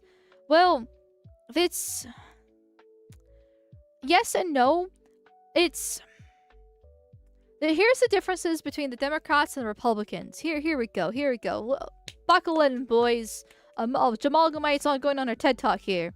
So, with the Democrats, even with the progressives and commies, even though there's that split between them, it was very apparent back in like 2019-18 time period when AOC was the rising star after Bernie got ousted by the Democrats multiple times. And then there was the whole squad, right? The squad was AOC, Ilhan Omar, some fucking black woman from Georgia, and then some other mystery meat brownoid as well. I forget their name. The other two basically have faded to irrelevancy. But the AOC was like the main figure of them. And there was definitely a schism and growing sentiment there as the left was becoming more and more violent and more communistic overall. Excuse me. Then AOC got her seat and Pelosi whipped her in line. And now AOC has actually been moderating herself. It's not been really widely reported, but AOC is actually moderating herself, and a lot of people are thinking that she's trying to get that way to set her up to be possibly running for president, not in 2028, but I think in 2032 she'll be old enough to do so, possibly. I'm not exactly sure how old she is. I know it's not gonna be in 2028 though, and so there is that schism there, and it still is. However, the one thing the left understands, once again, is power. So even though the communists are not exactly happy with the established Democrats, the establishment Democrats are still pandering to them in small ways, right? They still have the whole alphabet soup industry, right? They still broadly support LGBT. They still have mass immigration, right? They're still, trying, with the illegals, they're also trying to bring in the illegals to the asylum system and everything else. They still are supporting, Charlie Kirk being assassinated, even though the established Democrats didn't actually directly state that. When Jay Jones, who is now, I think, Attorney General of Virginia, I know he got elected in Virginia. I forget what position it was. Has actual leaked text messages talking about how he wants his opposition's kids to be murdered. Still gets elected within Virginia. They still dog whistle, and they still advocate for leftist policies overall. They still pushing that. And so even the communists on the left, even the most radical of them, understand that if they're going to be voting their way out of their own situations, they have to vote blue no matter who. Like, I remember in 2020, I was trying to be friends with these girls that were friends with my friend, and we were playing, I think, Minecraft together. And I think it was, or maybe it was like Among Us. I don't know. It was, we're talking, 2020, that time period. I tried playing Minecraft with them because I was trying to be friends with them, and that didn't really work out very well. But anyway, I remember one of them complaining about Biden and how horrible he is, but Trump was so much worse, and so she felt forced to vote for Biden regardless. And I just sat there, and I didn't really do a whole argument because I was going to vote for Trump, and I knew I couldn't show my power level. But I was just like, well, I did kind of ask her, okay, so if Biden is so bad and you hate Trump, then why are you voting for Biden anyways? Should we vote for independent or not vote at all, or that kind of deal? And she was like, no, I have to vote because I have to stop Trump. Once again, vote blue no matter who mentality, right there, right in the real fucking time that I witnessed that example. Obviously, this was 6 years ago in 2020, but this is still a mentality that they have through and through. Versus Republicans, people on the right, we don't have that. we don't have that us versus them mentality. Like, we infight and we purity spiral a lot, which in a way is kind of good, because we do need to get rid of bad actors, but it's also bad because we can't actually work together. So now we have a bunch of people on the right advocating for voting for Democrats to punish the Republicans, or not voting at all, once again, to punish Republicans, when that's not the answer. Because if the Democrats get in power because either you voted for Democrat or not enough people voted in general, it's going to be a Keir Starmer situation in Britain with the not voting part. Keir Starmer only won the British elections because nobody voted. The only people that really voted were the Londonites who were voting for Labour. Everybody else just stopped voting because the Tories were so abysmal. Like, it was the rates of the turnout rate was the lowest ever, and Labour got one of the lowest ever votes as well. But they still won because nobody else fucking voted. And Keir Starmer has made Britain even worse than the Tories have, because he's the more extreme party. He's Labour, right? Like, Tories are the Labour going the speed limit. Well, that means the Labour is going miles faster than the Tories are. It's going to be the same situation here with the Democrats with the not voting, or especially if you do actually actively vote for Democrats. I understand the mentality. I hate the Republicans too, and I'm not happy with how things are going the past like 6 to 8 months now. But I can recognize the Democrats are going to be far worse. And this whole punishing the Republicans to own them because they're failing, it's just going to let the Democrats get into power, and the Democrats are going to punish us as a whole, because they don't differentiate between the ones that are actual legitimately racist, like I am, and I'm like, and so a lot of you chat, and versus, you know, boomer Trump supporters like my dad, who just want stronger immigration on the border, right? Like, they don't just differentiate between those two groups. The right is a big fucking tent, for better or for worse. They're going to try to wipe all of it out. And it's gonna be a bloodbath if that happens. The entire voting system is a problem. Imagine how much else we could do if we didn't spend so much time arguing about votes. Yeah, well, I'm not exactly a fan of democracy. So, I'm not saying that, I don't really know what system would be better, right? Unfortunately, as a problem talker, right? Not a problem causer. At least I'm not trying to cause any problems. As a problem, you know, someone who discusses the problems at hand. Unfortunately, I don't have solutions, right? I'm not trying to be like a black pill dealer, but I know in a lot of ways I kind of am. I wish I had the solutions, but I don't. And I don't advocate for monarchy, though I can understand the appeal. I don't really know what the right way to fix the system actually is. But I do know democracy has been highly fucked up. And if we want to keep democracy, it needs to be completely redone. Like, white men who are married with at least one kid, bare minimum. I'm okay with giving the exception for not owning land based off how bad the situation is with people living in apartments these days instead of actual houses. But it's like that should basically just be the voting laws right there. No women, no nuns, no foreigners, none of that shit. Just white men who are married with a kid. That way they have an investment for the future.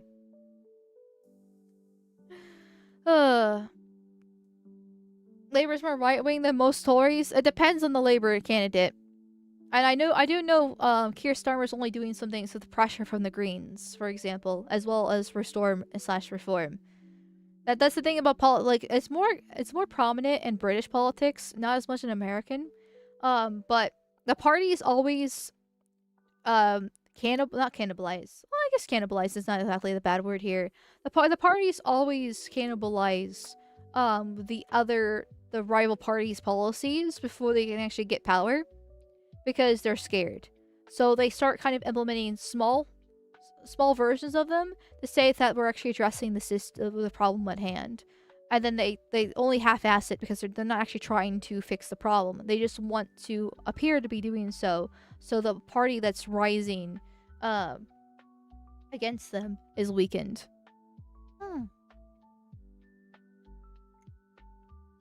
There. But speaking of Britain, I did have a topic on Britain today but I do like talking about British politics. I would say I focus on American specifically politics, because I am Amerikanski. But I do like talking about British politics myself because I'm an Anglophile. However, the Piss Princess does need to visit her throne for 2 minutes, so give me 2 minutes. I'll be right back. I'm a quick pisser. I won't be very long. I'll say hi to my people and be gone.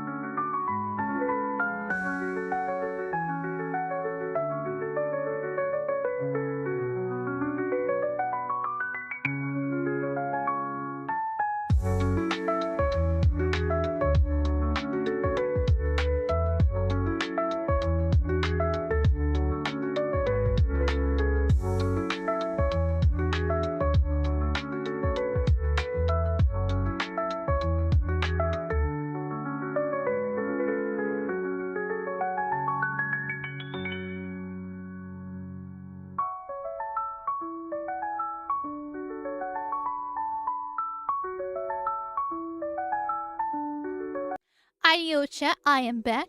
I am back. I have good news as well. I'm very happy. I got a bit sunburnt earlier this week when I was working on the garden. And the sunburn has now finally faded on my face, and my freckles are coming back. Only smell some of them, only on like the side of my face, not like on my cheeks or my forehead or my nose yet. I'm assuming it's just probably the angle of the sun. I'm not exactly sure. But I'm starting to see my freckles come back, and I'm very happy because I want my facial freckles back.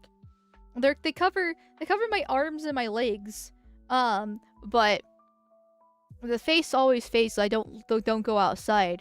I'm proud of my freckles. I know they're considered like facial blemishes. Technically, they used to, but I like them because they prove that I'm white. I mean, other than my own skin color, right? But like, I think that it's something only, you know, like the Irish, Scottish bloodline really has, which is what I have within me, and I'm proud of it.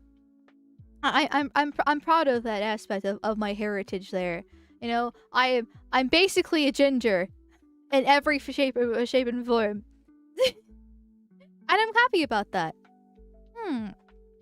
And I'm proud of it. I want my freckles to come back, so I have proof, other than my own skin color, right? But like, still, I remember when I was in high school, and speaking of like earlier when I mentioned how I took French in high school, right? We were learning about like descriptors for people, and one of them was the word for freckle, which I don't remember what it is at this point in time. But we're supposed to get in a circle there, and the test was to figure out like when she would say the word for how to describe, you were supposed to like stand forward, and I always wore like long sleeves and covered myself in high school. But there was another girl in my class who was like a big softball player. She was like an actual legit ginger, very pretty too, and so her face was like very freckled completely. There. And so we both stepped forward when the word freckle came in, and obviously she got the pass, and everyone was like, why are you standing forward? You don't have freckles. I'm like, oh shit. I don't go outside. I don't leave the house. I stay inside all the time. And so then I had to like roll up my sleeves and color swatch my own self with my arms, because these are permanent here. And they're like, oh, okay. It was just a really awkward moment. I have not forgotten that. I was like, okay, I need to get my freckles back. I need to stand in solidarity with my freckle brothers here.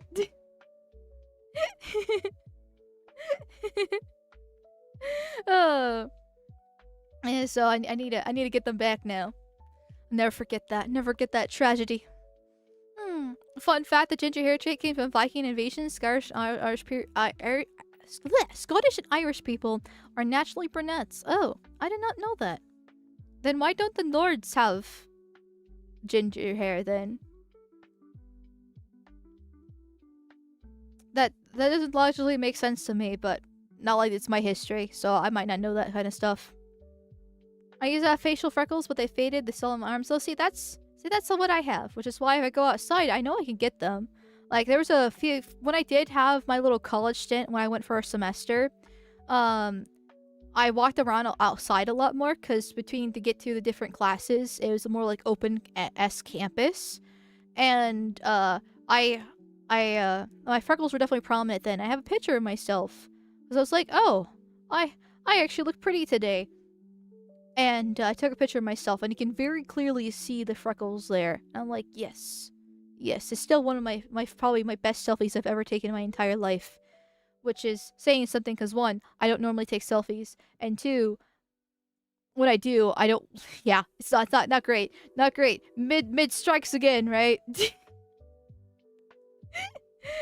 So, maybe that's maybe another reason why I want to bring them back. Reminds me of that. I promise them all you never look pretty. True and real. That's what happens when you're like a 6. At best.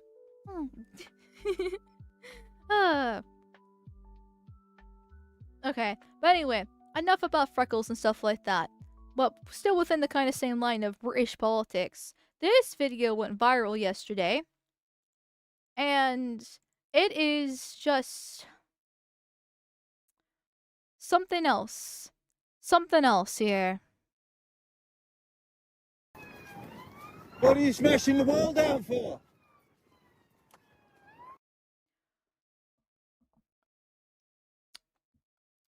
Now, the video itself, I guess, isn't really, like, that... outstanding. Well, based off, like, their dialogue. But just this simple image here of this hundreds of years old wall. Like, I know the video quality is kind of ass, right? But you can just tell, but even with the pixels, how old this thing is. Like, it's hundreds of years old. It's been there for literally centuries. And then just some non comes in and just starts tearing it apart. For no reason. No reason. Just a gigantic hole and a pile of rubble. Just for no reason. Out of nowhere. Randomly. One day out of the blue. The wall's been up for literally centuries. But all it takes is one non from the third world being imported here against our will. And the wall's being destroyed. What are you smashing the wall up for? Why are you smashing the wall down? It's not your fucking wall. It's not your fucking wall. I've just watched you chucking bricks trying to smash the fucking wall down. I don't care. It's not your wall. I fortunately can't exactly hear the guy and whatever his excuse is from this distance. But, like, yeah, it's not his wall, but he doesn't care. It's a wall there. He's bored. He wants to cross it. He's got nothing better to do. Because keep in mind, these migrants are put up in these very fancy hotels. Very fancy hotels. And they're fighting Asian men who are coming here to loot and plunder. But they're getting paid by the government. They're getting fed. They're getting all the clothes for free. They get money. And they have nothing to do except smoke and drink all day. And they're bored out of their fucking minds because they're not actually going to be working at a job. Why would they? The government's paying for them. They have nothing better to do. So, you know what? Hey, I see this wall here. I don't like this wall. I'm going to destroy the wall. He doesn't care about the history behind it. He doesn't care how long it's been here. He just wants to cross the wall. And so he'll destroy it. There's a path up there off the main road. There's a path on over there. This is not your property, dude. You can't just go around smashing shit up because you want to go through it. Shout at you. And he's got the headphones on too while he's doing it. Of course, they always have to wear fucking headphones. Like, I listen to music a lot. I listen to music pretty much doing everything besides when I'm streaming. I guess I have the background music on when I'm talking and not watching like a video myself. But like when I was gardening earlier this week on Monday, I didn't have my headphones on because guess what? I like the sounds of nature. I like being outside. I like touching grass. You know, I like, you know, being part of it and hearing the birds chirp and the wind blow, and the crickets and everything else. But no, he's got the headphones on. Once again, that's not being paid by himself, right? The government paid for that. Is he didn't get a job and spend, you know, $200 on some, you know, Boise Bluetooth headphones. No, that's the British taxpayer paying for that kind of stuff. There, as he's just destroying their wall. I don't care, dude. It's not your wall. I've just watched it and videoed you smashing the wall up. It's not your wall. Then leave it the fuck alone, then. Then leave the wall alone. Leave it alone, huh? What do you mean leave the wall alone? It's just standing there, menacingly. You know, it irritates me. I don't like how old it is. I can't even probably count as far as how old it is, actually. Who cares? What do you mean? Like, what do you mean leave the wall alone? I don't like the wall.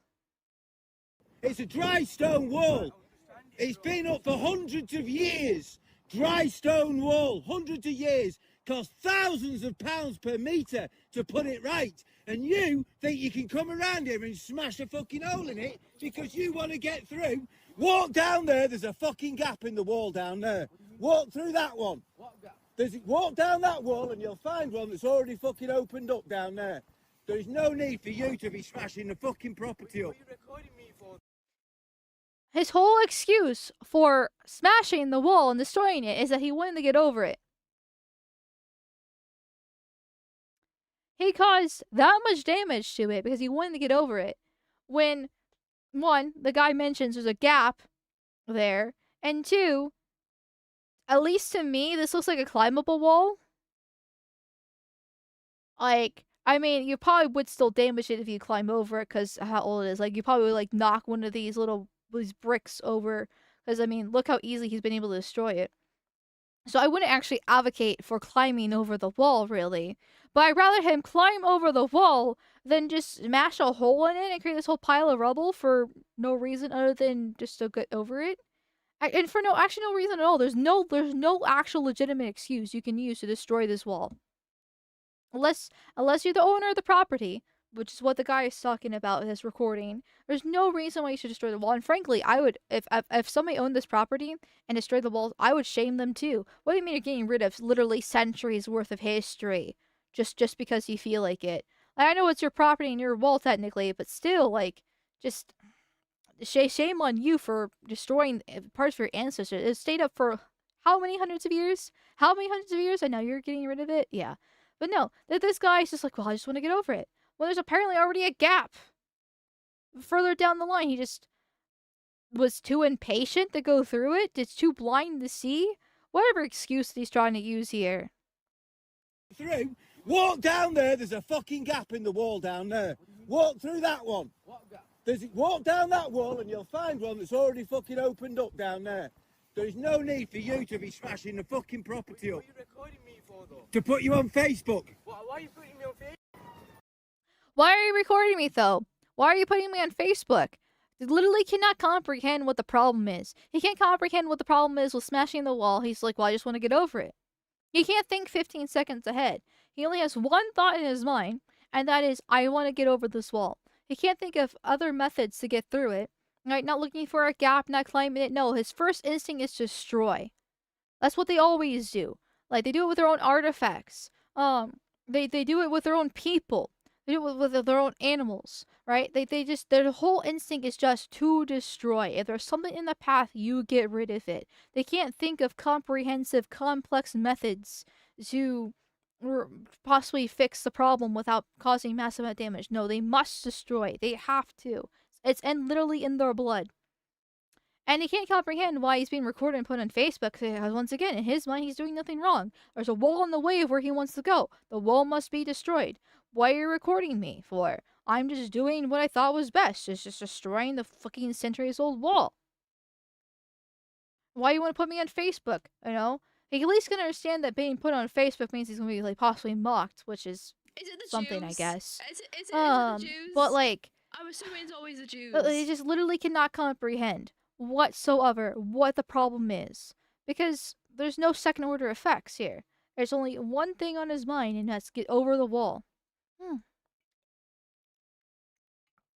This is why the British Museum is protecting history and not plundering it? 100%. Like that Reloaded game, right? Which I played as a meme when it got released on Rumble. It's the whole game premise is absolutely abysmal. Like, they stole our artifacts from us, bitch. If we send them back, they would be destroyed. You know, like, there is one piece of elephant armor that still exists to this day.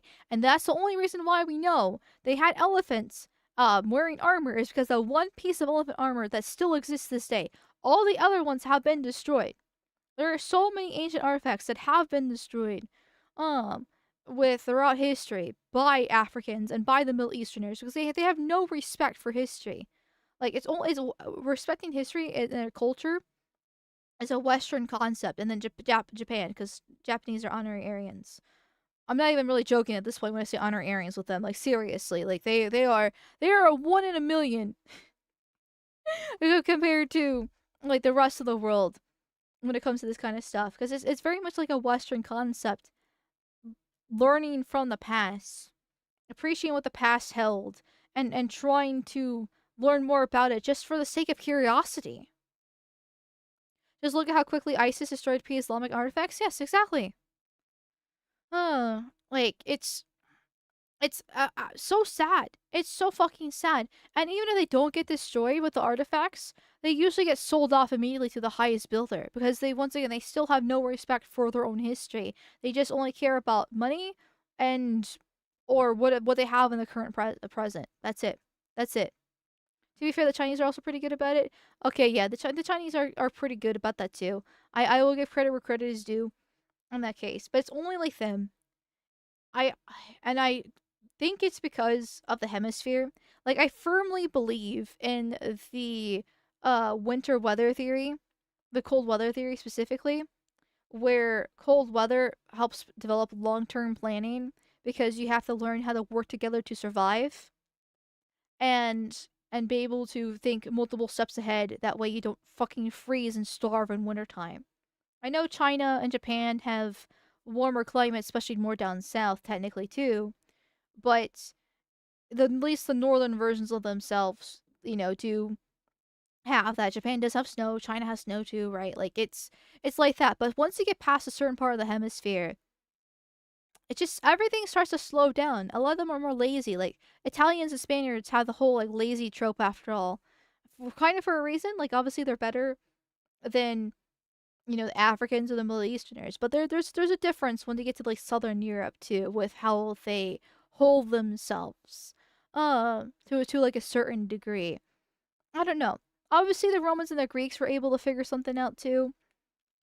So there's not, like, 100% firmness to the cold weather theory there, but there's definitely something, I believe. Once you get certain part past the hemisphere, it's just the IQ just drops radically like it. No, they are. The Chinese destroyed a bunch of shit and rebuilt ancient sits. Okay, well, halfway through. The communists in China destroyed a lot. Well, communists always destroy everything because they hate their own culture. They have to start anew, right? Remnants of the past show that there actually was a civilization before the new man was born, and we can't have that. We need to have the new Chinese, or the new workers, or whatever lingo that they're using at the time for their Marxism. Thank you, Grumpy Malfestio, for the $10 dose. Thank you. Amal, I'm curious what category I would fall in. I was born here in Florida. Two naturalized U.S. parents of Cuba origins from the 70s. Mom looks white, rare white Cuban. Dad slightly brown, and my American white are mixed. Well, if both your parents are Cuban origins, or like I think specifically from Cuba, then and that's what I'm gonna take it as. Then technically you're Cuban. Like I don't mean to be a little bit too mean, right? Because at the end of the day, I do work on a more individual basis over the groups, but I'm also not gonna sacrifice. Like we're gonna with technicalities here. If both your parents are actual Cubans, then you are Cuban yourself. You don't have any American in you or any like actual, I guess, yeah, very little actual European within you too. I know mom looks white, but like you're not American. You're Cuban. Your parents came after 1965 Hart-Celler Act, which to me is the defining line when we start importing the whole entire third world into our and helps with America's decline. Because when you import the third world, you become the third world after all. You're just Cuban, though. Being here as long as your parents have, I could definitely see where people would have more sympathy for it. And I won't lie, I have a little bit more sympathy too, because you do seem pretty decent overall. And once again, I do kind of work on a more of an individual basis, but at the same time, doesn't change the fact that a lot of Cubans, a lot of nons in general, are just a net deficit for America. I'm not willing to sacrifice my own country for the 0.1% that are actually decent, assimilated, good people, when the 99.9% of them are just absolute leeches and horrible waste of space. And they shouldn't be here, and they should be sent back to their country of origin. It sucks for the 0.1%, and I do feel bad, but I'm tired. I'm literally just tired. I don't give a shit anymore. I'm sorry. Now, to be honest, I want to be clear though. Yeah, keep in mind, right? I don't mind you being in my chat, not just because you just gave me $10 dues. Like I don't mind if you're a foreigner in my chat.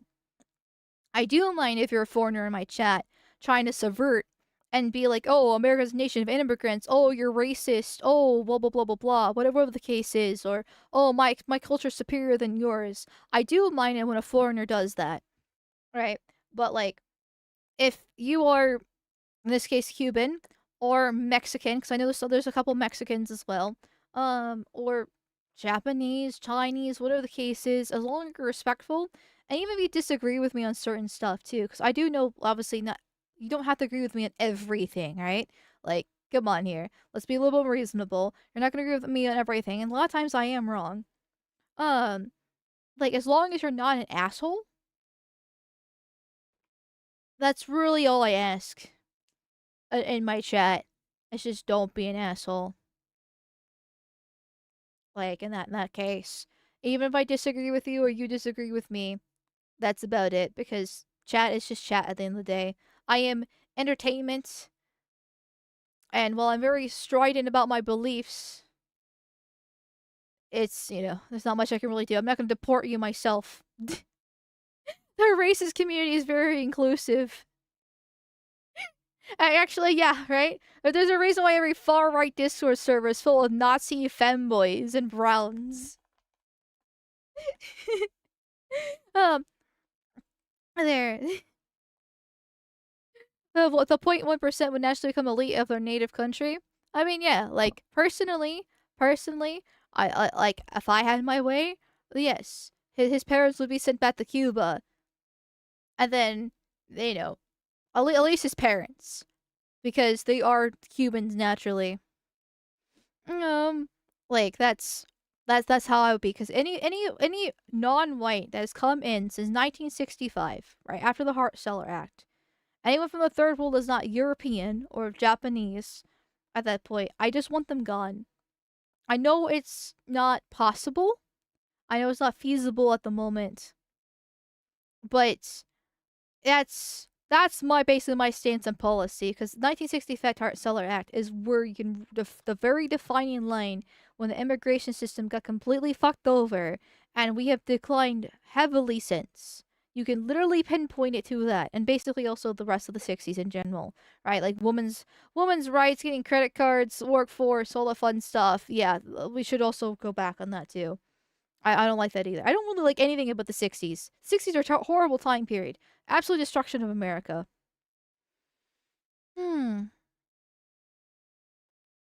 It's just like in Liberia where American blacks took over and became elites over the other Africans. Yeah, except Liberia is also still a shithole and they have like a 47 IQ, so, you know, yeah. There's a reason for the joke. Never ask a woman her age, a man his income, or white supremacist girlfriend's race. Also, hello, Rumble Bros. I've been ignoring you again. Yell at me. Yell at me, Rumble Bros, when I'm ignoring you. I'm sorry. Now that you're on segregated chat, I'm ignoring you like a black person. I'm very sorry about that. Noah, so he could go to the other side, never thinks to go over around it. Yes. Like, going back to this video here, so we went back to like American politics there for a second. I had a tweet. I am proud of myself for this tweet. Let me get this pulled up here. I've not said the N-word recently, so it's probably fine. Load. Thank you very much. I'm gonna bring up my own tweet because I took a screenshot of this, so I don't have to actually go find it in the video. Or I will not bring up my own tweet because Twitter apparently hates me. Please? Come on. Come on. No? No in the hand job? Okay then. I see how it is. Wonder, can I do the view codes thing?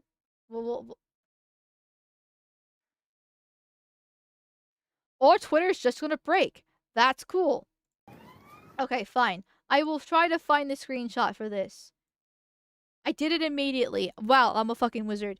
Okay, anyway. So, my tweet is basically this look right here. When I was watching this video, I immediately saw this and I was like, holy fuck, I gotta screenshot this and make a tweet out of this. Because this look that he is demonstrating right here is perfect. The little slightly drooped, like, lips there, but slightly open, shows the state of confusion that he's in. Because he clearly does not understand why he's being yelled at for tearing down this wall, Gorbachev. But then, on top of it, the glare in his eyes. He is actually, there is actual, like, a little bit of anger in those eyes. Bit of confusion, too. You can see with the brow furrow, too. But the way that he's looking at the guy who's courting is absolute, like, pure, like, what the fuck are you doing, man? Leave me alone. And he's clearly upset. Actual anger happening through him. For being told, no, stop tearing down that wall. And the confusion and the anger mixed together makes this such a perfect painting of what has occurred. Because once again, they can't think 15 seconds ahead. They only have one thing in their mind, and that's to destroy. And so he cannot comprehend why he cannot destroy. But he can comprehend his anger. Because he has been told his one mission that he had in the past 15 minutes was destroy that wall. And it's been stopped. So now the only thing on his mind is, why is this guy, not even really why, that this man is telling me to stop. And he's angry about it. Nothing else. Nothing else going through his mind other than I'm being told to stop and I hate this guy for telling me to stop. And this is the low IQ stare. This is the 1,000-mile gaze that he has there. Filled with anger and confusion as to why we actually have rules and sensibilities and actual civilization. Because right now all he wants to do is just destroy. That's it. That's it. I also want to point out too, that jacket that he's wearing. It's quite similar. Like, I've noticed this before, that all these nuns that get like brought into Britain all wear these black jackets with these little like puffiness to them. As well. And he's wearing like the exact same jacket as all these other guys. Like this one in particular. Matching fucking set here. Once again, like the British government is paying for these people to come in and actually giving them this clothes. That's the reason why all of them have the same black jacket. Every single time you see some sort of, oh, migrant does horrible thing, right? Murder, rape, tearing down a wall, whatever the case is, they're all wearing the same jackets. Here. Especially since, well, back in February, there was an article from LBC. British countryside branded as too white and middle class as officials target diversity drive. A diversity drive has been initiated by Department for Environment, Food, and Rural Affairs, DFRA, and some of the country's best-known beauty spots. It's February 2nd, 2026. That was 2 months ago. Now, all of a sudden, there's a non there in the countryside. Because if you look at the video once again, there's just a rolling, beautiful green hill. The wall has been there for centuries. You can kind of see a little bit of civilization there in the background, for like some sort of village. Though supposedly these are actually relatively new and actually built for these migrants as well, which would make sense along with this article. Because normally you see the migrants out in London, right? You hear about all the knife crime in like London and Birmingham, and the other like big cities within Britain. But no, now we have a non frolicking in the fields and tearing down walls. Just so happens it happens 2 months after this article gets released about how they're doing diversity drives in the countryside because it's too white and middle class.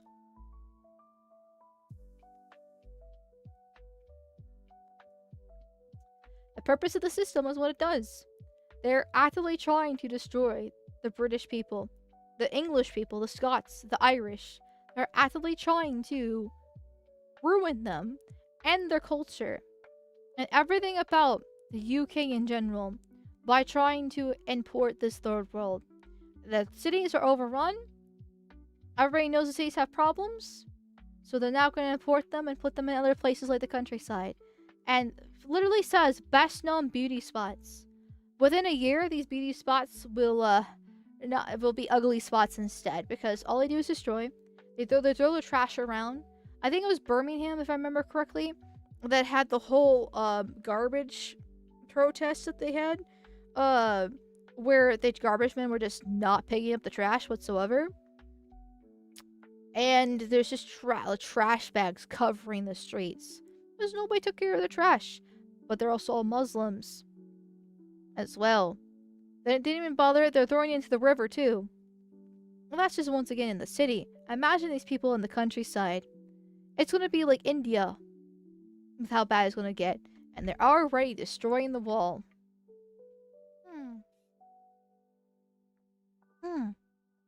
It's the cold's kept out of Scotland for a long time, but even that's gone now. Yeah, well, they're giving these government-issued black jackets, these black puffy jackets, that they can wear outside. Yeah, it kind of helps them deal with the cold a lot better. Fun fact, we already pay for the homes here now. You can buy/build homes for them and still spend less money per year. Is this... okay, this is with American context. Yeah, but like, I don't want them to get homes. I want to build homes for them. They should just be deported.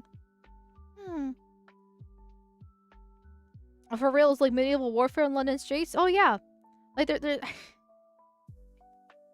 the fact that you have to sell like stab-proof vests just to walk. And then once again, there's always a new story about new migrant crime, rape, murder, something every fucking day. Insane.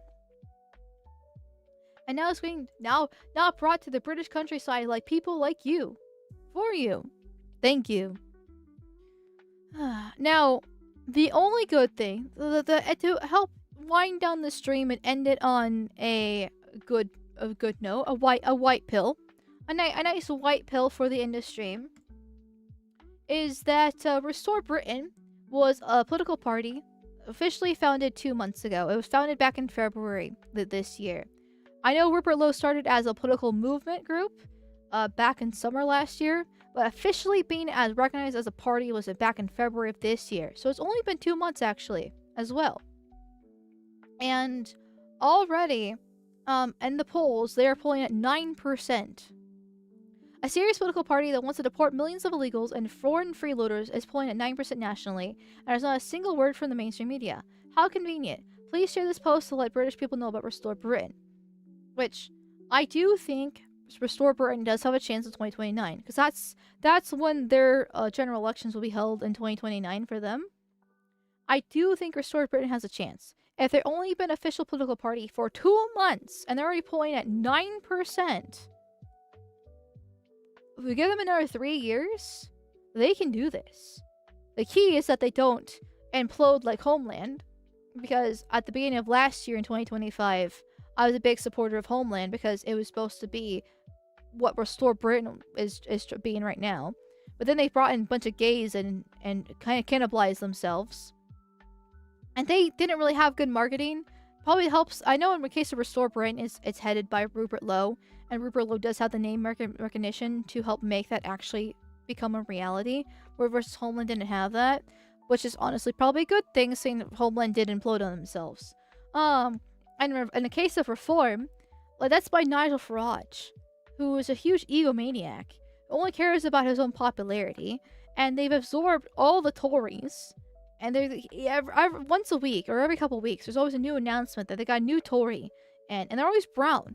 They're letting all these Indians in, Pakistanis, like all these other nuns, Nigerians, all those other fucking like crap into Reform, and they're being like, oh well, we're going to be deporting people? Fuck no, they're not going to be deporting anybody. They're not even going to go after the illegal ones at this rate.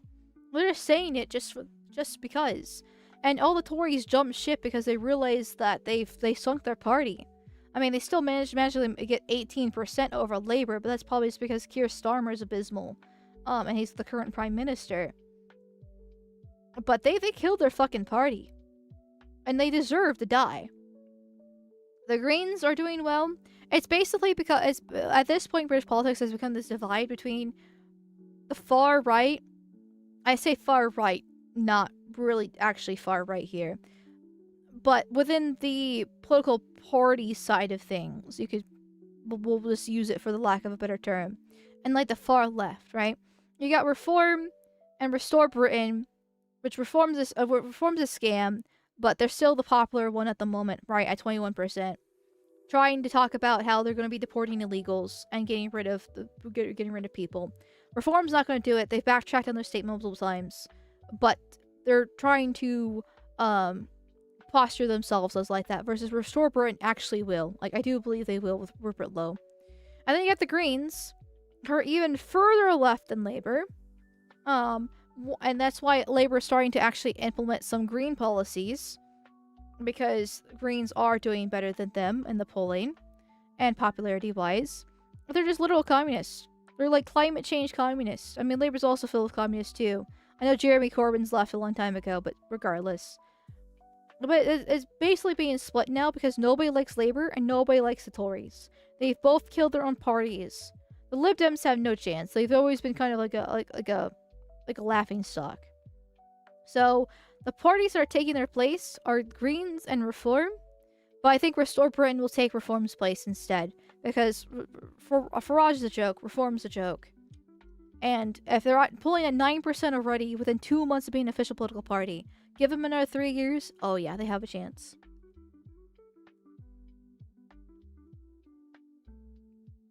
Reform, who is now running immigrants on the borders, right? Oh yeah. They're a huge scam. They completely ignored. They should not be as high as they are, frankly. But they are the more popular alternative to the Tories at the moment, because the Conservatives have killed themselves. Which is good. But when the Reform starts absorbing all the Tories, not so good. Not so good. Here. The Greens are only doing well because they're anti-establishment. Basically, yeah, because like people, at least the good news is, and when it comes to British politics, is that the two main parties have died.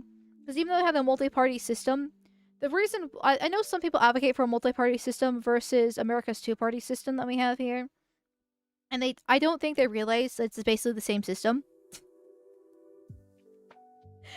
Because at least British politics is a good example of this, more specifically. You have all these different parties, right? You know, we'll ignore like the Greens, Lib Dems, SNP, right? We're going to ignore Restore Britain and Reform because they're relatively new on the scene. But no matter how many parties there always were, it was always versus Tories versus Labour. Every single time. And they would do, and if it comes down to it where it's a little bit more of a fine line, then if Labour wins, they get a coalition with the Greens and the Lib Dems. Or if Tories win, they get a coalition, also probably with a little bit of the Lib Dems. A bit there too. Like, but it still is one specific party that basically wins. And it's only two parties really fighting against each other. The other parties on the side are just kind of there to split the votes and kind of act like this alternative when there is no actual alternative. It's a little bit better in actually mainland Europe when it comes to multi-party and how it works, where every party sort of kind of has a chance.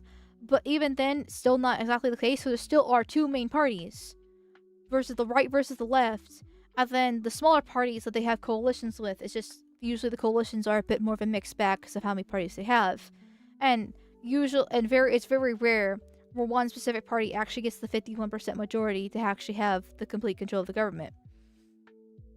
So it makes things a little bit more complicated and messy, and it was why nothing fucking gets done, because the parties have to work together when they have alternate means and just more bureaucracy in place. So as much as our two-party system has problems, I don't like the multi-party system. However, the one good thing about the multi-party system, at least as we can see here in Britain, is that it does allow, with enough push, with enough years of absolute dog shit coming from the two main parties, it does eventually, if they're going to vote their way out of this, allow for alternatives to rise up. It just takes a lot of time. It takes so much fucking time to get here for this to even be a possibility, for an alternative to rise above the two main parties. This has been in the works for decades now. Well, maybe not exactly, sort of kind of decades, but also not kind of decades. I mean, past 10, like, back in, like, 2017, it was, like, UKIP, which was giving the Conservatives a run for their money. Until Nigel Farage bowed out and said, Boris Johnson, go and have fun instead. There. So that is one thing good about the multi-party system, which we're seeing here. Because now the Tories and Labour are dead, but only because they killed themselves. That's the only reason why Reform and the Greens are even rising, and now Restore Britain. And if Restore Britain stays on the true path, right? Doesn't do anything stupid, doesn't let any Browns in, you know, no Muslims or commie nonsense like the Greens, and no more Browns like Reform and the Tories, and, you know, doesn't implode on itself and let the gay cat boys in like Homeland, they have a chance. Give them 3 years. The only downside, I know I said we're ending with a white pill, but we have to be a little bit realistic here.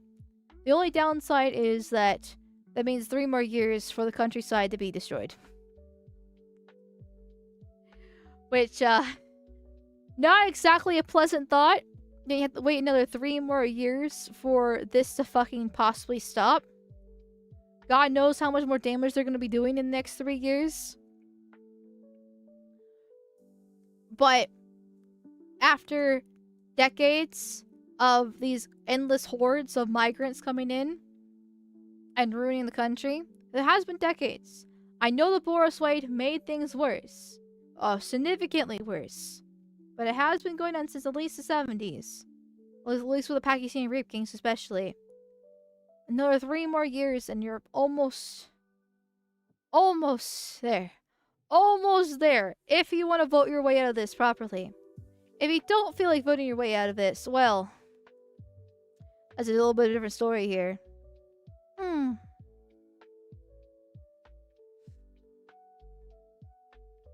It's not just 3 more years. The damage they do will take as long to undo as 6+ years of damage. I know. But in this case, like, I do firmly believe that Britain does have a chance to vote their way out of this, but it's only through Restore Britain. If Restore Britain doesn't win in 2029, then it's, well, there's no voting. There's no more voting at that point. I do believe it's their last chance. That's, of course, if they can wait 3 years, which there is something to be said, and not to be a little bit too doomer here, but like Trump's a pressure release valve. Restore Britain's also a repressive release valve too, but like a little bit more hopeful than Trump, I would probably say at this point in time. Because now that Rupert Lowe and Restore Britain on the scene, and Rupert Lowe says he doesn't give a shit, right? People call him racist, he doesn't give a shit. He says it's unfair with your immigration policy, he says I don't fucking care, suck my dick, right? He's very apathetic and really bullheaded on getting stuff done, which is a great quality to have, because it's actually for things that actually matter, like the immigration thing. And then Restore has other policies as well that are very important. And so they are the light at the end of the tunnel. But because they're the light at the end of the tunnel, it does give people the chance to wait 3 years and take the damage that's being done. And but the thing is, Restore only been there in power for 4 years. If they can't keep the power after 4 years, because I don't know, Tories come back from the dead and take their place, or the Greens go full communist and go for the Greens, right? Then 4 years is not enough time to unravel the damage that's been done over the past couple decades, which is the unfortunate aspect of things. Because even with Restore Britain voting their way out of this still means that they're going to be working within the legal measures to handle the problem. They're probably going to be better than Trump is with the whole judges things. They'll probably say, fuck you, I don't care, which is a good sign. At least I hope they do. But they're still probably going to be following the rules. And that makes it going to be a little bit more slow. Versus not voting the way out of it. More rapid change can kind of happen in that case. At least that's the ideal, right? Once again, the ideal. It depends on how the revolution ends up and how many heads roll. But I'm still gonna hold on to the hope. Restore Britain's the last chance. They can actually do it. They can win 2029. And even if it takes 3 more years to get there, and the damage being done, it pays off in the end. Hopefully. Because if not, well, the Fed posting would be much stronger, much worse than it already is at the current moment. It's Joe over, as the kids say, yeah. You can't vote your way out of communism. I mean, technically. But right now, it's, Britain's not a communist government. I mean, not completely. It's authoritarian. Keir Starmer is awful. He's way more of a dictator than, like, Viktor Orban, who recently lost his election, for example. But they're not technically communists. They do have a mixed economy, even though it's heavily mixed on one side than the other. I mean, hell, technically America's not even capitalist. America's a mixed economy as well, which people don't realize that we have more capitalism in us than we do with the more socialist aspects, but we still have a mixed economy. China's also a mixed economy as well. It seems to be the popular method of economics in the modern age, which has pros and cons depending on how far one side goes to the other. But yeah, they're not communists. Not to mention that it only WIF World Gamma form. We have the Commander-in-Chief. Not to mention that only if we have the Commander-in-Chief. I said if, sorry. I was like, what does WIF mean? You can't vote yourself as Sharia law either? I mean, yes, I know that. But I think they'll be okay. I think Britain still has a chance. Overall. It's a mixed economy just means higher tax than 1% and lower than 100%. I mean, I feel like there's a bit more that goes in with a mixed economy than that, but I guess I can kind of see where you're coming there. Corporatism is basically gay communism. Well, yeah, you know what? I can kind of see that, actually. I can kind of see that. With a typo? Not to mention that only if we win, we have the Commander-in-Chief. Like, in this case, you're talking about American politics. which is a little bit different. A little bit different than British politics. Here. But I think I know what you mean when you say that. Yeah, if my understanding, you basically just mean that it's only the person, the commander-in-chief, not everybody else underneath the bureaucratic system that stops everything from happening. If I'm understanding that correctly there, within your context. At least the UK has something to be hopeful about. Much of Europe, every party has more taxes and more welfare spending. I mean, Germany has the ADF. Fuck off. Sorry, somebody was playing in the background. And then I got distracted again. What was I saying? Germany has ADF, which is not exactly pleasant because it's literally ran by a woman who's in a lesbian relationship with a brown woman there. But, yeah. Yeah. There's still a chance, I would probably say, hopefully. Anglo's losing his mind over what you just said. What did I just say? What were we talking about? ADF, bro. AFT. I'm sorry, I got my goddamn letters confused, okay? I'm a little bit retarded. Ever so slightly retarded here. It's been a minute since I covered the German fucking side of things, which is not very often, because I don't know much about German politics, because I care mostly about the UK. I like Europe as a whole, but still. Okay, let me have my excuses. I'm retarded. Amalgamyte Defense Force, yes. Anyway, before I make more of a fool of myself here. Oh wait, I need to actually start rating on Rumble properly. Whoopsies. I'm bad at rating on Rumble. Let me see here. Aha. Okay.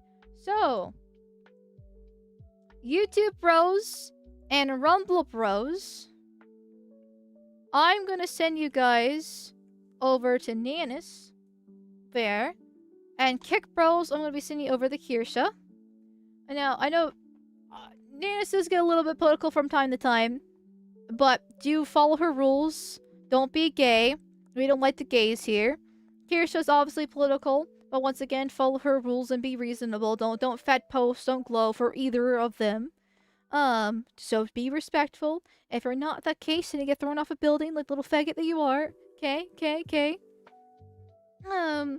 And so, there we go. Thank you everybody for all your subby puppies, donos, and vigorous spankings. I hope you enjoyed today's stream. I hope you enjoyed it all nice and fine and dandy. I will see you guys tomorrow for Under the Bridge on V's channel. And then at 7:45 p.m. EST for whatever we do then. I'm not exactly sure what we're doing just yet, but I'll figure it out when we get there. So good night everybody. Hasta la vista. And bye. Bye. Where's the ending screen? Bye.